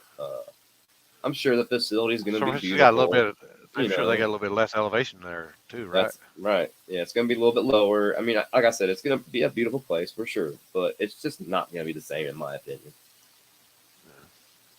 I hope it's not that four wide shit. That's what I'm hoping not for too as well. But when I heard or read that they're taking something from a little bit of everywhere and trying to make it this kind of newer age Like a track. mega, like a mega. I don't know, man. Obviously, you don't like that 4 lane stuff, right? I've seen it one time and I'm like, what the fuck? I didn't really. I mean, it I didn't. don't know. It just don't make sense to me. What I happens get it. when you I get have it. You run both four wrecks? cars. I mean, yeah. Well, I mean, you well, know. I mean, from a standpoint of getting it done, half and five, and same money, Well, think about yeah. this. That's 4 different lanes that have to be manicured and have to be as equal as possible. Before it's just a lot of shit. That's twice. That's double the jobs. That's yeah. That's just stupid. But yeah, some people like it, I guess. We'll see. We'll see what happens. I don't know. I'm still bummed that I actually did not get to go. I was going to the last MPK show that was here, which was basically the last no prep race there, because Bob Rice he raced in it, and shout out to him because he won in the Tesla, but something come up with obviously the family life, and I couldn't go, and man, I was pretty bummed because I've been to the last one. There it's kind of the closest thing because there's not no prep racing in Colorado. Yes, there's a couple races in Pueblo, but it's not like what I'm used to or what goes on in the rest of the country. Because of the I don't know if it's so much because of the altitude. I'm sure that's a lot to do with it. But I mean, they race in Utah, they race in Wyoming. It can be altitude Yeah. up there as well. So Where's Pueblo at to you? Because I remember going to Pueblo. that's about 3 hours south of me. So like Is that? I'm at the almost the tip top of the state, and then you Yeah. got Denver, Springs, Pueblo, Yeah. Canyon City, and so on. Because I remember we went back when I was younger. We used to do horses and stuff, and we used to do. Yeah, Uh, that's where the state fair's at, and yeah, which we is used to go the we called it cowboy polo. it's That's what we crazy used to down do. there. All right. They had the world finals, and we were down there. And I remember, I think I was like 12, or we went whitewater rafting. Yeah, I and don't know probably in where the at. Arkansas River, I'm sure. I don't know, but we folded that motherfucker like 4 times. You know, what I'm talking about. You know, what I'm talking about folding. Man, We I got folded the tricked canoe into like, getting that damn thing with a regular inner tube like you buy like at the oh, like store, a truck or tube. tire inner tube. Yeah, Yeah. and they were like, "Oh yeah, man, it's fun. It's like rapids, yada yada yada." Oh yeah. Yeah. And what else they didn't tell me was it's also no warmer than fucking 44 degrees all year Oh, round. that's fucking freeze your balls off. So I jump in and instantly like, and Yeah, that take your breath away. you done, you We go to done. this You know place. what I mean? Like, we used to go to this place forever down south of here at a place called New Brunswick, Texas. In the Guadalupe, it feeds from Austin and it leads all the way down to the Gulf of Yeah, Mexico, but yeah. it's The spring big fed, long one. Hmm. and So those are even if it's cold 100 always, and right? 110 degrees outside, that water is still freaking it. You got to like dip into it and work your way into it. Yep. But one year You I was just you gonna don't nut ever up and get you just don't ever get adapted to it, but you oh get close, kind of. That's how that lake I was telling you, Del Hollow, that has so many natural springs in it. Like you'll be there and it's like bath water, and then you kind of just barely float over a little bit, and it's like somebody's got a hose that like shooting you up with a cold water, just in that one little area. It's pretty cool. yeah, I flipped over backwards getting in that fucking tube one time and came up. I fucking was fucking looking for my breath because that motherfucker that knocked the uh, breath out of me. I Shit, was I like, was looking God, for the side was what I was looking for. Like somebody get me out. Like what was even crazier is those rapids where we jumped in at. Like it made no sense to me. We jumped in, got on our tube, and then hit this rapid. And the first thing they were like, "Yeah, there's rebar down at the bottom. So if you fall off, just swim out fast as you can so you don't get caught up." You know, I'm like, dude, what am I into? And then what they didn't really tell me was there was no staying on the tube through those rapids. You were coming off no matter who you were. So like here I am trying to catch my breath from the 44 degrees. I get onto the tube and I'm like listening to them as they're floating ahead of me, trying to tell me what to do, and then right back off again. And it ended up being fun at the end, but man, oh man, it was a trip. I only did it twice, and that was it. I won't do it no more. did you do any competition kart racing? Nope, no competition kart racing. No. What's up, Mark? What's going on? Nice. Uh, what's going on? Oh, Man, we pulling the table, huh? We better get off here before I get yelled yeah, at. yeah. Well, I appreciate you coming on. No, man, I appreciate you. It's an honor and pleasure to be on this, and it's an honor and pleasure to call you friend. And I thank you for all the support, Thanks. and shout out to the warden as well for all that she does, and of course, everything that comes along with you, whether it's Finish Line Matt and everybody else. Thank you for ever being so nice to me. And buddy, like I said, it's going to be a fun year. I know you have way more fun than all of this, but I can't wait to do more than just War in the Woods with you this year, and obviously Burn Down. And if you don't know, I got Limpy's back this season. I'm gonna be trying to support him as best as I can with the goods, and we'll be coming to a race near you together. And if Jasper's around, you might as well come on down. That's a fact. I don't know if you come on down, but you better be Well, prepared. if you know what you're getting yourself into, yeah, for sure. And You make know sure what you you got sign up for. Yeah. Make sure you guys go check that out on the E's and B's myshopify.com. Get you LL Spool J red E's and B's shirt. Get you a E's and or LL Spool J E's and B's bucket hat. Or I got all kinds of cool designs, man, like the arm flex. I don't know if you can kind of see that. And I got every color, just like my man. Shout out to Bob Rice, No Prep Fellas. He kind of turned me on to the idea and led me down the route.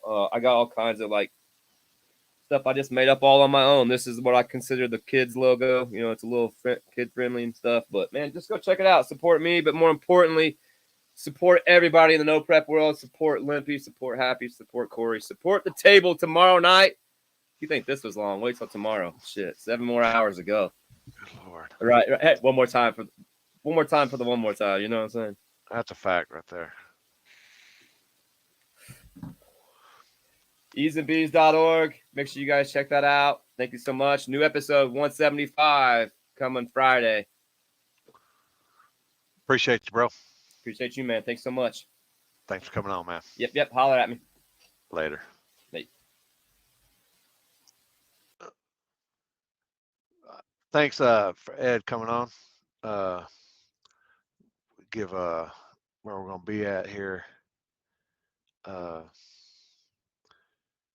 Here in a couple weeks. Oh wait, that's not it. Where'd it go?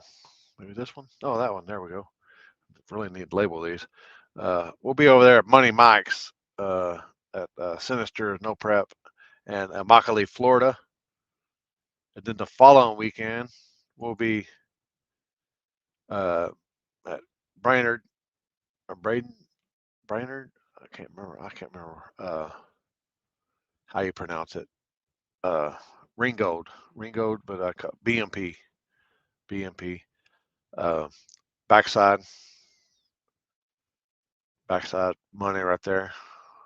So that's the money right there.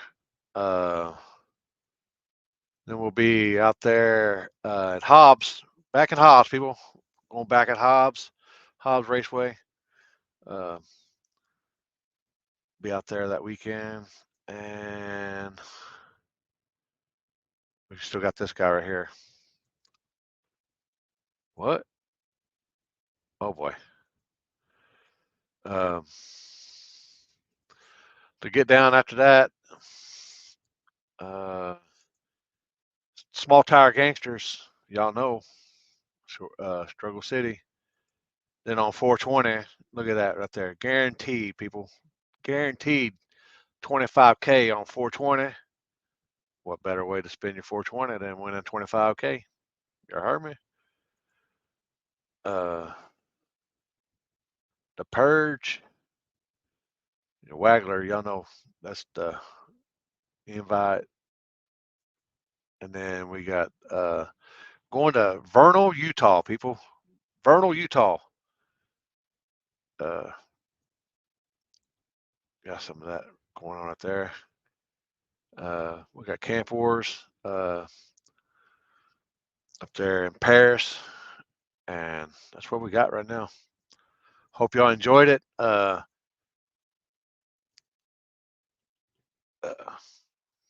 we got the table tomorrow night, people. That'll be, I think it's 6 o'clock. So it's 7 o'clock Eastern, 6 o'clock Central, 5 Mountain, 4 Pacific. So, oh boy, text me.